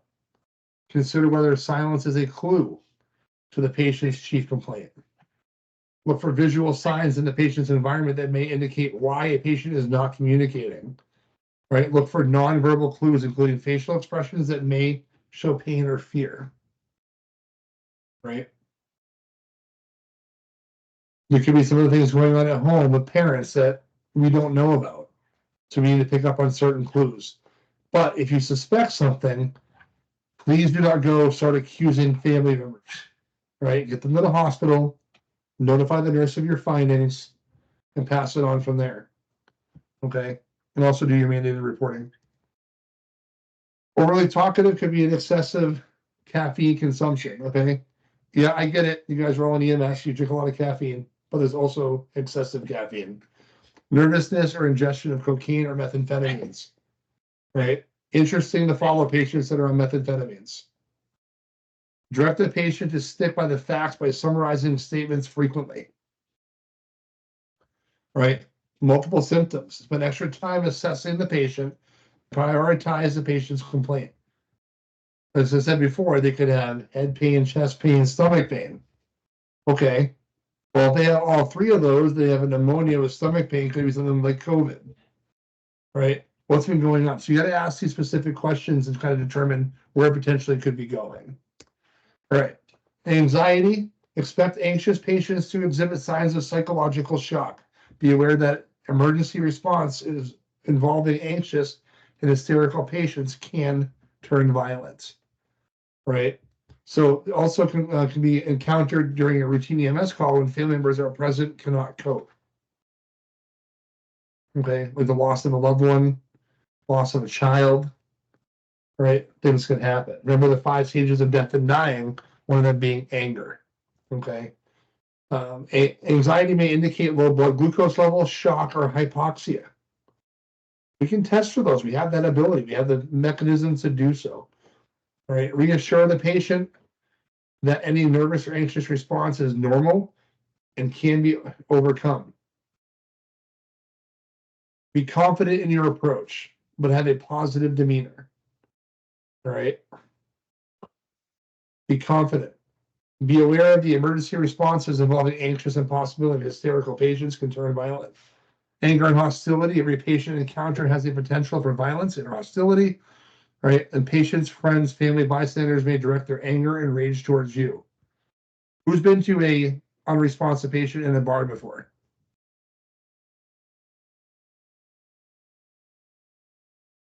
Anybody? Yep.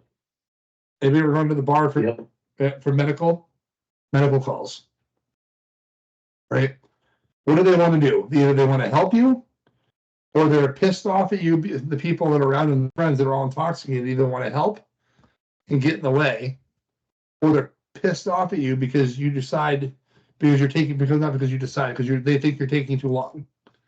Okay, so you're putting yourselves in a dangerous situation either way. All right. It says be aware, remain calm, reassuring, be gentle, always be observant because things can always change. Be aware of your surroundings. As far as intoxication, it may not only be difficult to get, but also could be unreliable. Never assume the patient's condition is a result of alcohol consumption. It could be something like a diabetic issue. So be accepting, diplomatic, objective, and non-judgmental. Crying while a patient may be sad or in pain or emotionally overwhelmed. Remain calm, patient, reassuring, and confident, and maintain a soft voice. And be sympathetic with respect to the respect and dignity. As far as depression, leading cause of disability worldwide, symptoms include sadness and a feeling of hopelessness, restlessness, and irritability. Be non-judgmental, compassionate toward the patient's feelings. Confusing behavior or history. So be aware of the medical causes that can lead a patient to report a confusing history. Hypoxia, stroke, diabetes, trauma, drug and medication use. So one of the most common causes of confusion is hypoxia, right? In older patients, maybe dementia, delirium, or Alzheimer's disease. So again, vary by baseline. Little cognitive abilities develop with habitual method for dealing with a patient who has limited cognitive abilities. So keep questions simple, right? Don't go big and heavy on long terminology, medical terminology. Keep things simple. Look for the answers you're looking for. Also rely on your caregivers that are there as well, or friends and family to help supplement the answers as well. As far as language barriers go, unless you can speak fluent languages, there's translators available, but if not, you have apps on your phone. Or if you have iPads in your ambulances, then start downloading some of the translator apps. All right. And a lot of times you can save certain things in there too, like certain words and sentences. Like, do you have any pain? Do you have any, things like that? And you can utilize those. As far as hearing impairments, ask questions slowly and clearly. Pencil, paper. I like using that, or I've seen ambulances carry like a dry erase board, a small one with a dry erase marker, so they can utilize that too. All right. As far as visual impairments, identify yourself verbally and stay in contact with the patient. Let them know before you do something. I'm going to touch your head. I'm going to touch your chest. I'm going to touch your abdomen. Let them know. I'm going to check your lung sounds and putting a stethoscope on your back and on your chest. Right. So you need to make sure you're asking those questions. Let them know what you're doing so they have an idea. All right. Let's see. Secondary assessment. So the purpose of a secondary assessment is to obtain vital signs and perform a systematic physical exam on the patient. If not, it is performed in the back of the ambulance en route to the hospital. If you don't have time to do it on scene. If the patient is stable, we can do it on scene a little bit longer. At a minimum, assess and document the following: LOC, respirations, pulse, blood pressure, skin condition, blood glucose, pulse oximetry. And then you can add other things into it like end title as well. Physical exam may be head to toe, full body exam, or an exam that focuses on a certain area or region. So either we have our rapid, like our detailed exam that goes head to toe, or we have a focused exam, which will be focused on, let's say, a knee injury or an elbow injury, right? I have abdominal pain. I'm going to focus on the abdomen. And some other occasion may be also helpful to note odors during an exam. Odors can indicate infections, certain medical conditions, and also a scene safety threat. So again, look at everything that's actually there. Remember that these devices are subject to limitations and mechanical failures. should never replace your comprehensive assessment of your patient. Okay. Pulse oximetry evaluates effectiveness of oxygenation. It does not measure perfusion. Perfusion is end tidal. So use a useful assessment tool to determine the effectiveness of oxygen therapy for bronchodilator therapy and also artificial ventilation. Right. This one right here. All right, is end tidal. You can see the change in waveforms. There's an advanced EMT that's within your scope for both states. If the patient is hypoperfused or they have known anemia, carbon monoxide exposure or other toxin inhalants or cold extremities, don't use this. You're not going to get good readings. We can measure perfusion with end tidal, put them on end tidal. Warm the patient up, then go back to pulse oximetry. Unless you have good pleth, which looks like this.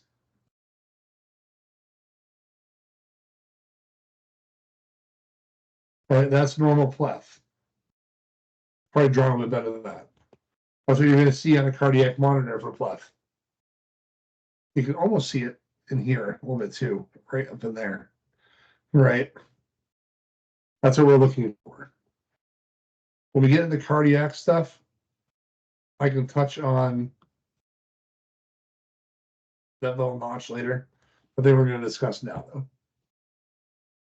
NIBP, you guys already know about this stuff here. Oscillometric, which is electronic, so the oscillation palpation, right? Please don't get in the habit of doing palpation blood pressures. All right, we really need to know that bottom number, that diastolic number. Now, if you can't get it, and all you can get is palpation, you lost your stethoscope, your LVP cuff's not working, right? Your sphygmomanometer is not working. And at that point in time, you can use palpation, but please don't get in the habit of just doing everything by palp, right? End tidal CO2. These right here are called colorimetric devices. These ones here.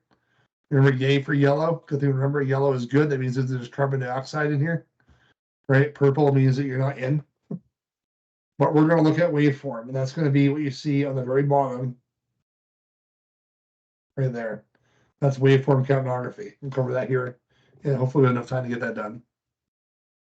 So I'm going to skip the waveform stuff and talk about it here in a minute with you guys. All right. So end tidal is great.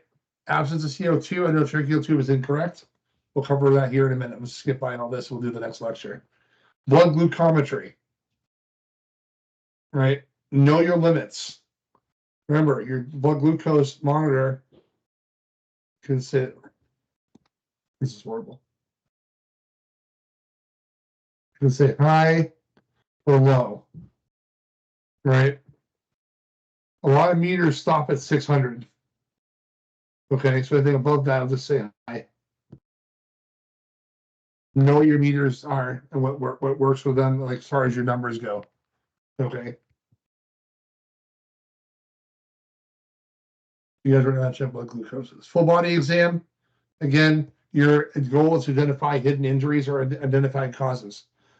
The secondary assessment full body exam should take 3 to 5 minutes, right? And take your time going through, touch everything, right? And I'll have Laura go over that detailed assessment with you guys on your practical days.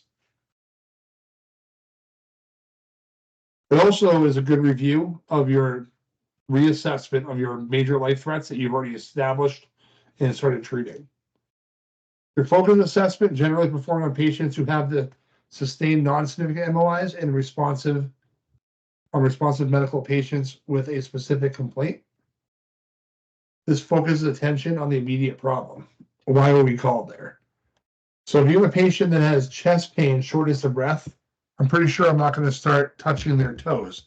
But what I am going to look for in their legs is swelling or edema. All right, that's going to be important too.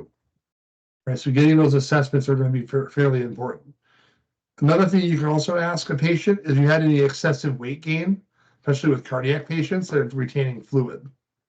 So yeah, I gained 30 pounds in the last month. Well, that's not good.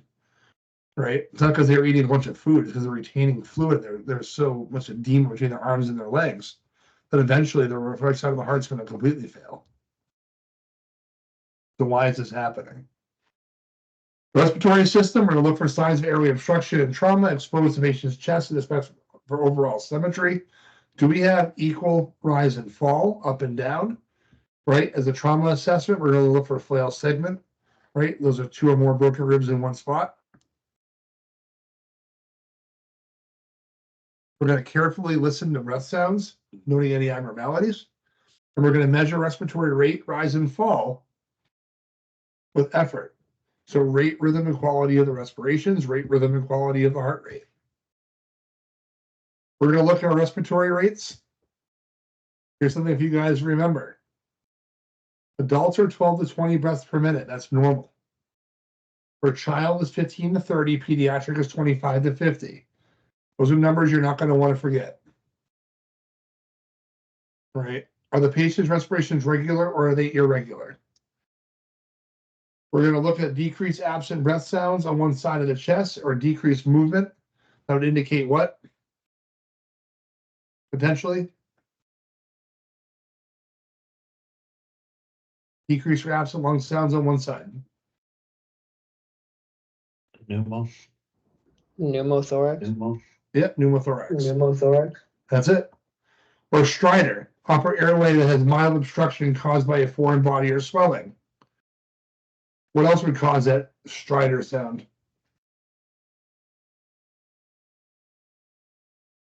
Give me a couple of things that would cause stridor Choking, or causing swelling in the upper airway. choking, Okay, choking. What else? anaphylaxis, like Anaphylaxis, Anaphylaxis. like this. Yep. And what causes a seal bark cough again?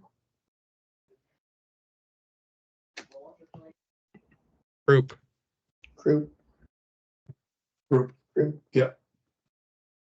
Right, bubbling or gurgling. That's bad. Fluid passage in the airways. But for auscultating the lungs, over the lungs, 1 inch below the clavicle, mid-clavicular line, mid-lung fields, lower. All right. So I like to do here, here, here, on the side, and the opposite thing on the opposite side too. And what you do is you go to a pattern, you start here, right? You go across, down, across, down, across, down, across, like that. That way you can assess both sides versus going straight down and straight back up again. And you really can't march or match both sides to kind of hear what fluid levels potentially could be as well. Okay. So we go side to side, almost like a Z pattern, like this, down through. Normal breath sounds, otherwise known as eupnic breathing, is another name for it. Eupnic breathing, you might see that again sometime. So eupnic breathing is normal breath sounds. Are clear, relatively quiet. Wheezing or a high-pitched whistling sound, which suggests an obstruction or narrowing of lower airways. All right, that's your bronchoconstriction. What you're going to see on end tidal. What you're going to see on the end tidal CO2 is going to be your shark fin or your bronchoconstriction waveform. All right, crackles, which used to be called rails back in the day, and now they changed it to crackles. Most crackling is usually on inspiration and expiration. You'll hear those crackles with like CHF. Rhonchi is continuous sounds over the lower pitch rattling quality, indicative of fluid in the larger airways of the lung. Okay, so like pneumonia. Stridor, brassy crowing sound caused by narrowing, swelling, or obstruction of the upper airway. A pleural friction rub is a squeaking or grating sound that occurs when pleural linings rub together like this, like that, inside. They start running together. You get that grainy sound. So patients who cough up thick, yellow, green sputum is most likely has an advanced respiratory infection. So when people say they've been coughing stuff up, there's 2 questions you ask. 1, is your cough productive or is your cough non-productive? And number 2, what color was it when it comes up? So I'm going to document that. right? A patient with a chest injury may cough up blood or frothy white or pink sputum caused by blood or fluid mixing with the air in the lungs, right? A patient with heart failure may also have that pink frothy sputum as well for heart failure.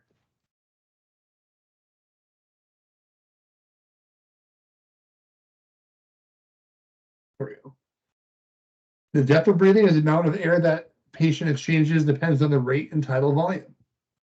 Right? People that breathe shallow can develop pneumonia. So rib injuries like that, they can just they hold the ribs like this here, and they're shallow breathing for a while. They don't go to the hospital, can develop a pneumonia because they're retaining too much of that dirty air. Right? So shallow respirations indicate a decreased tidal volume, or deep respirations indicate increased tidal volume. We'll go over all that in a little bit here. Cardiovascular system, we're getting close to the end here. When a chief complaint is associated with a chest pain or discomfort, check for abnormalities in the patient's thoracic region.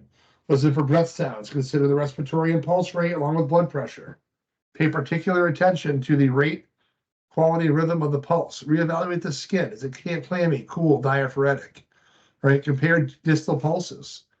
Right? They can change. We'll get more to that later. Consider auscultation for abnormal heart tones. What would that be indicative of muffled heart tones and JVD and narrowing pulse pressures? What could that be? Otherwise known as Beck's triad. Beck's triad. Yep, which would indicate an inflammation of which layer of the heart? Pericardium? Something itis. Pericardium? Yes, pericarditis. Pericardium. Good job. Remember that normal pulse rate is 60 to 100 for an adult. Anything greater than 100 is tachycardia. Less than 100 is bradycardia. All right, pulse quality. Describe the normal pulse as being strong. But if it's stronger than normal, it's considered bounding. If it's less than normal, it's considered weak and thready. All right, so pulse rhythms determine whether the right rhythm is regular or irregular, which we will see on a cardiac monitor. We get into cardiology. I'll show you guys how to read a simple EKG with them. Rhythm is considered irregular if the heart is periodically has an early or late beat, or if a pulse beat is missed. Okay. Atrial fibrillation will have that irregular pulse rate. All right, we'll cover that later. Blood pressure. If you have a blood pressure issue, it can be a cardiac pumping problem. All right, so pressure of circulating blood against the walls of the arteries. Decrease in blood pressure may indicate loss of blood, loss of vascular tone, or insufficient arterial constriction, cardiac pumping problem like cardiogenic shock, overdose of a beta blocker, or a antihypertensive medication. Okay, so we're blocking beta receptors. Now, I kind of went over a little bit of this before, right? In pharmacology, anything that ends in OLOL is a beta blocker. Anything that ends in ALOL has alpha properties, has alpha and beta properties. Anything that ends in PRIL is an angiotensin converting enzyme inhibitor, ACE inhibitor. Anything that ends in PRIL is a cholesterol medication. Not PRL. My God, statin. PRL is ACE inhibitor. And it ends in statin would be a blood pressure medication. Little hints to pharmacology. If a patient's on a beta blocker and they have a low heart rate because of it, it's going to be masking other problems that are there. Right? So the things to pay attention to. Systolic blood pressure is an increased pressure caused along the artery, which is each contraction of the ventricle and the pulse wave it produces. Diastolic pressure is residual pressure that remains in the arteries during relaxation phase of the cardiac heart cycle of the cycle of the heart, which means that's the pressure of the walls at rest. Right? Blood pressure is measured in millimeters of mercury and reported as a fraction in the form of systolic over diastolic pressure. Avoid taking a blood pressure on the arm if the patient has a dialysis fistula or shunt, has a mastectomy done on that side, an arm injury or IV site, central line catheter, or a port. Now, if they have an IV in the forearm, even in the AC, it's most likely not going to hurt the IV line if it's an IV. PIC lines, central lines, and all that, please do not do those over those, okay? Anything that's in the bicep. Preferred, do it on the other side for IVs, though. This is a blood pressure cuff.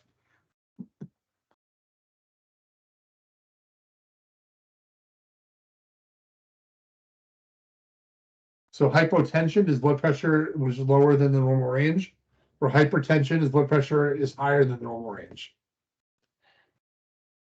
All right, neurologic system. Neurologic assessment should be performed on a patient with changes in mental status. So evaluate the LOC, orientation, determine the patient's ability to think using the APU scale, look for your head traumas or inspect for trauma, or assess any gross neurological deficits. So consider the following questions to help assess a neurological system. What is the patient's activity level?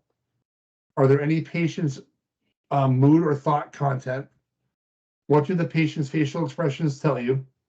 Is the patient angry, fearful, depressed, anxious, or restless? Does the patient appear to be uncomfortable? Does the patient make incomprehensible or understandable statements? Is the patient's memory been affected? Does the patient remember who the family members are, like who's in the room? Like, do you know who this person is? Do you know who that person is? And then what is the patient's perception or view of what is happening? Right. Those are the things you want to look for when looking at that neurological assessment. As far as pupils go, we look for something called PERLA. You ever heard of PERLA before? PERLA. So what does this stand for?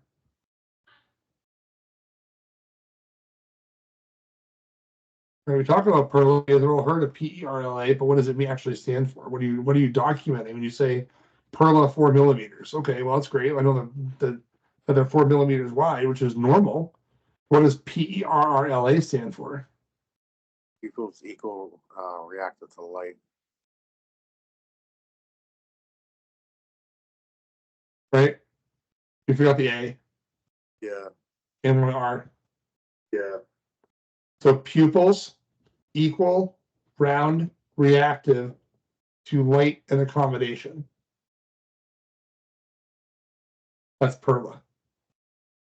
Right. So patients who have a depressed brain function, if the pupils become fixed, dilate with introduction to bright light, and constrict when the light is removed, react sluggishly instead of briskly, and become unequal in size. What if a patient has a pupil like this and like this normally? What is that called? If you see unequal pupils, that's normal for them. They were born that way.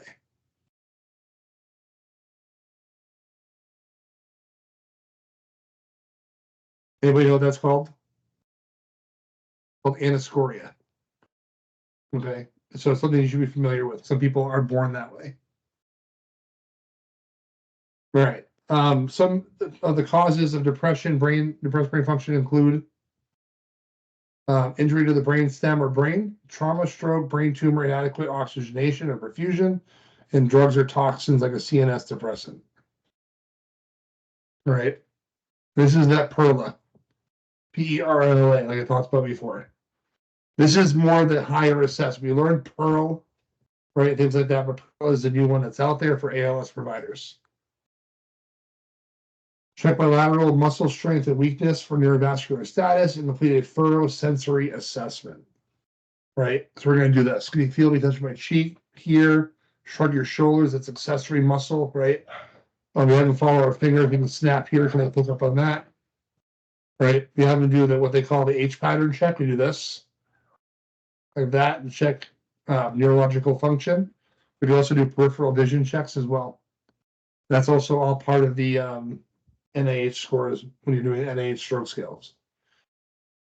As far as anatomic regions go, head, neck, spine, as we gently palpate through, we're going to do the head, palpate, look for the ears. We're looking for what specific fluid?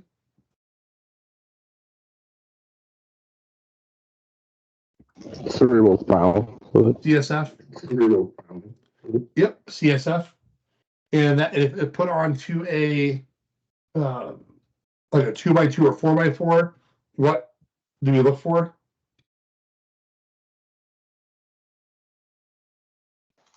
Like a ring. Like a ring. Yeah, like a halo. It's called a halo. Halo, yeah. Right, that golden ring around. That's Halo, CSF. yeah. Right, and where is CSF made and kept? What space in the head?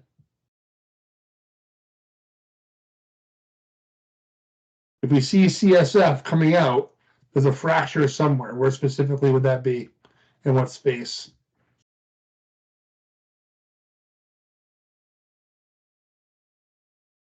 It's like spiders. Show you guys hints.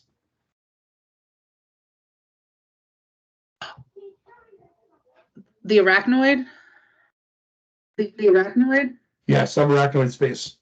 That's where CSF is actually kept. So if you have a fracture there, it'll leak out.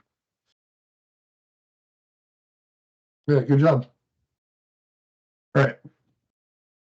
Perla, assess the eyes. Checking for bruising or discoloration around the eyes and behind the ears, known as what two signs are those? Around the eyes is called. What's an animal? Looks like a ninja. Raccoon. Raccoon. Yeah. Call them trash pandas. Trying to think of other ways to help you guys. And what's the other one? Behind the ears back here? Battle signs. Gives with a B. Battle signs. That's it. Battle signs. All right. We're going to check the ears and nose for fluids, looking for that CSF. Odor suggests a need for check around to check for blood glucose levels, right? So what would be the odor that we smell, that fruity smell, which would indicate what?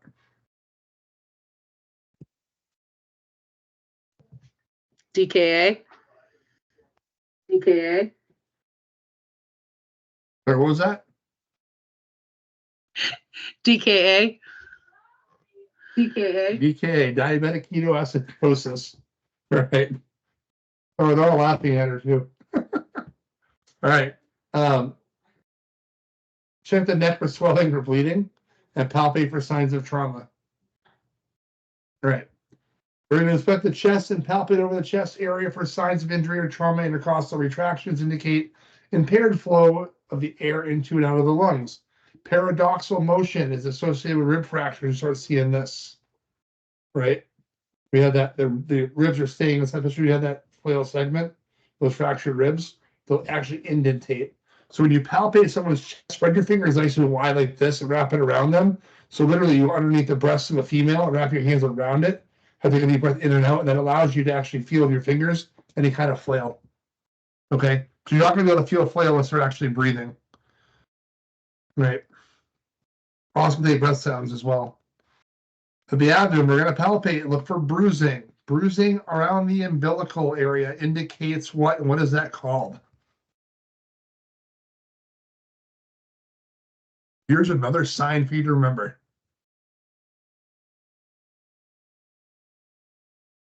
I'm going to give you 3 different signs here.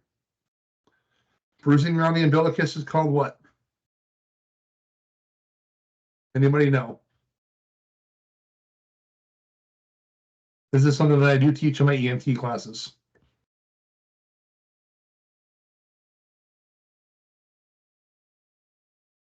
Cullen's sign, Cullen's, which would indicate a pancreatic issue or trauma within the pancreas.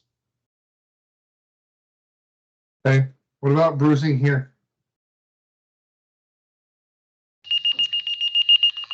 I gotta run real quick. All right. Catch you later. Your tone's going off and beeping. All right, what would this be? Bruising over here. Anybody know?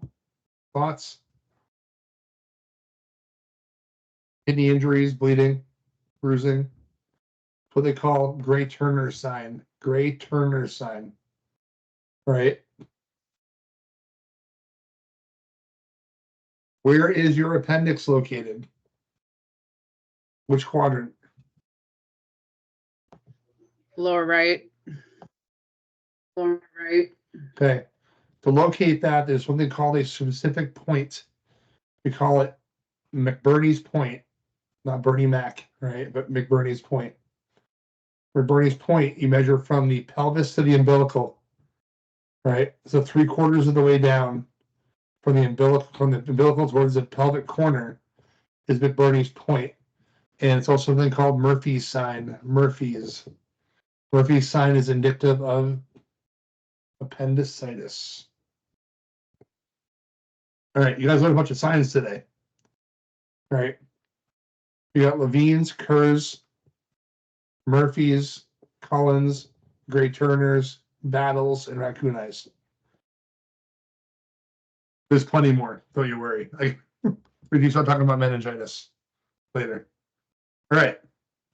So asymmetry may also suggest swollen organ. Severe distension may be caused by fluid in the peritoneal space.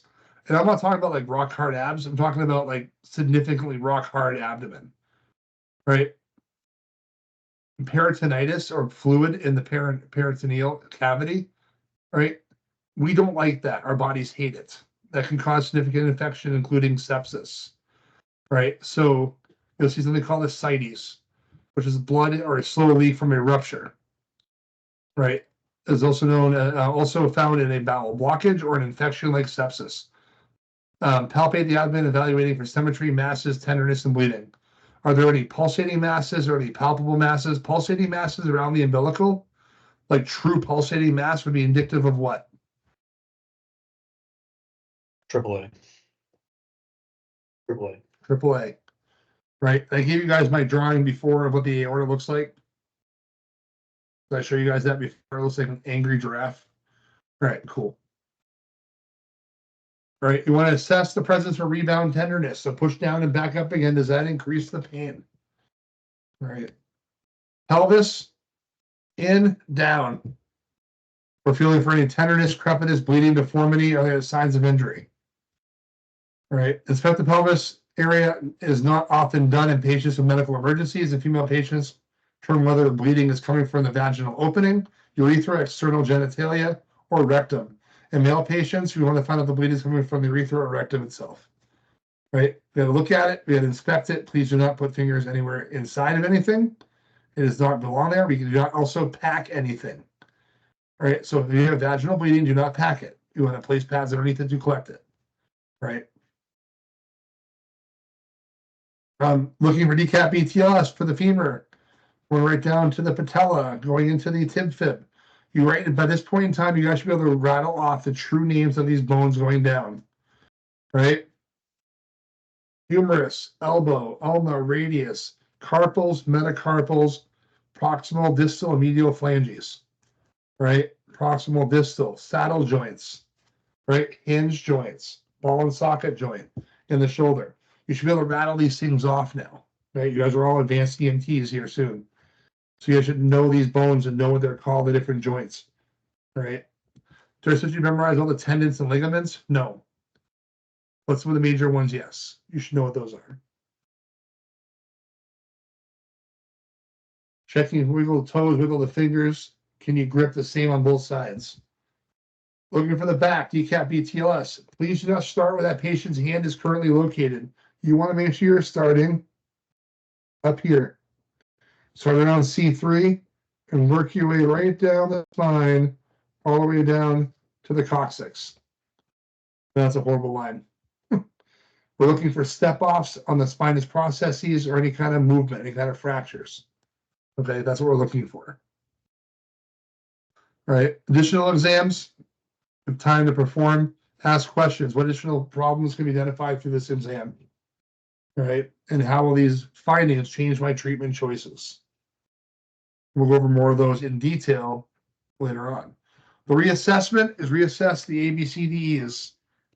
Right? Compare the patient's LOC with your baseline assessment.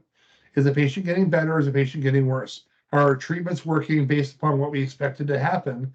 Because all of us as advanced EMTs know the pharmacokinetics and dynamics and mechanism of action, half-life of the medications we're administering.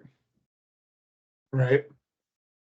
Compare the baseline vitals. This is why we have our baseline set. And then we take our next set and we look at the trending from there out. Right, we got to see if things are getting better or worse. We can't find out if we in the back of the ambulance take one set of vitals and don't do any more. We need a set in the house. Right, if patient's on the floor, take a set of vitals before you move them, because if they're hypotensive and you sit that patient up, what happens to that patient? Out they go again, right? Or if they have a heart rate of 32 because they're in a 3rd-degree heart block, and you sit that patient up, they're going to code. That's why it's so important to get your baseline set on scene before you ever move a patient. And if you think about maybe potential hypovolemia in the house, you know what? Take a check of orthostatics, right? Lying down, sitting, standing, and see if you have any changes. Reassess the chief complaint, because you know something? As you're making somebody better, a new complaint may start arising because the first complaint may have been masking the second. Right? So ask those specific questions. How is your breathing right now? Is it getting any better after the treatments? No. Okay. Well, here's another one for you. Right? So that's what we need to look at. How's your chest pain? Oh, it got better. It's no longer a 10. Now it's a 7.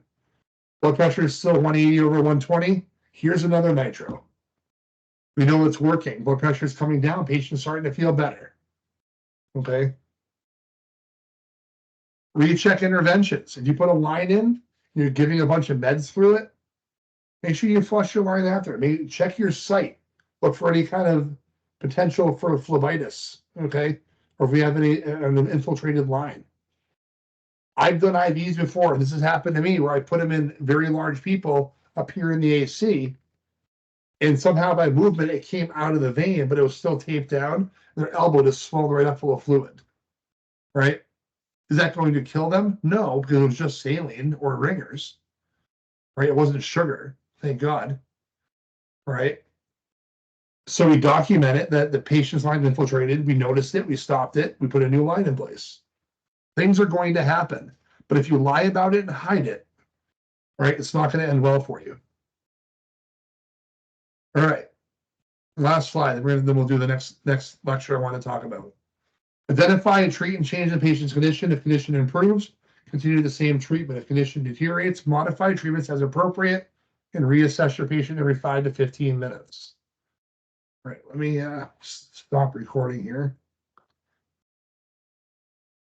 really quick.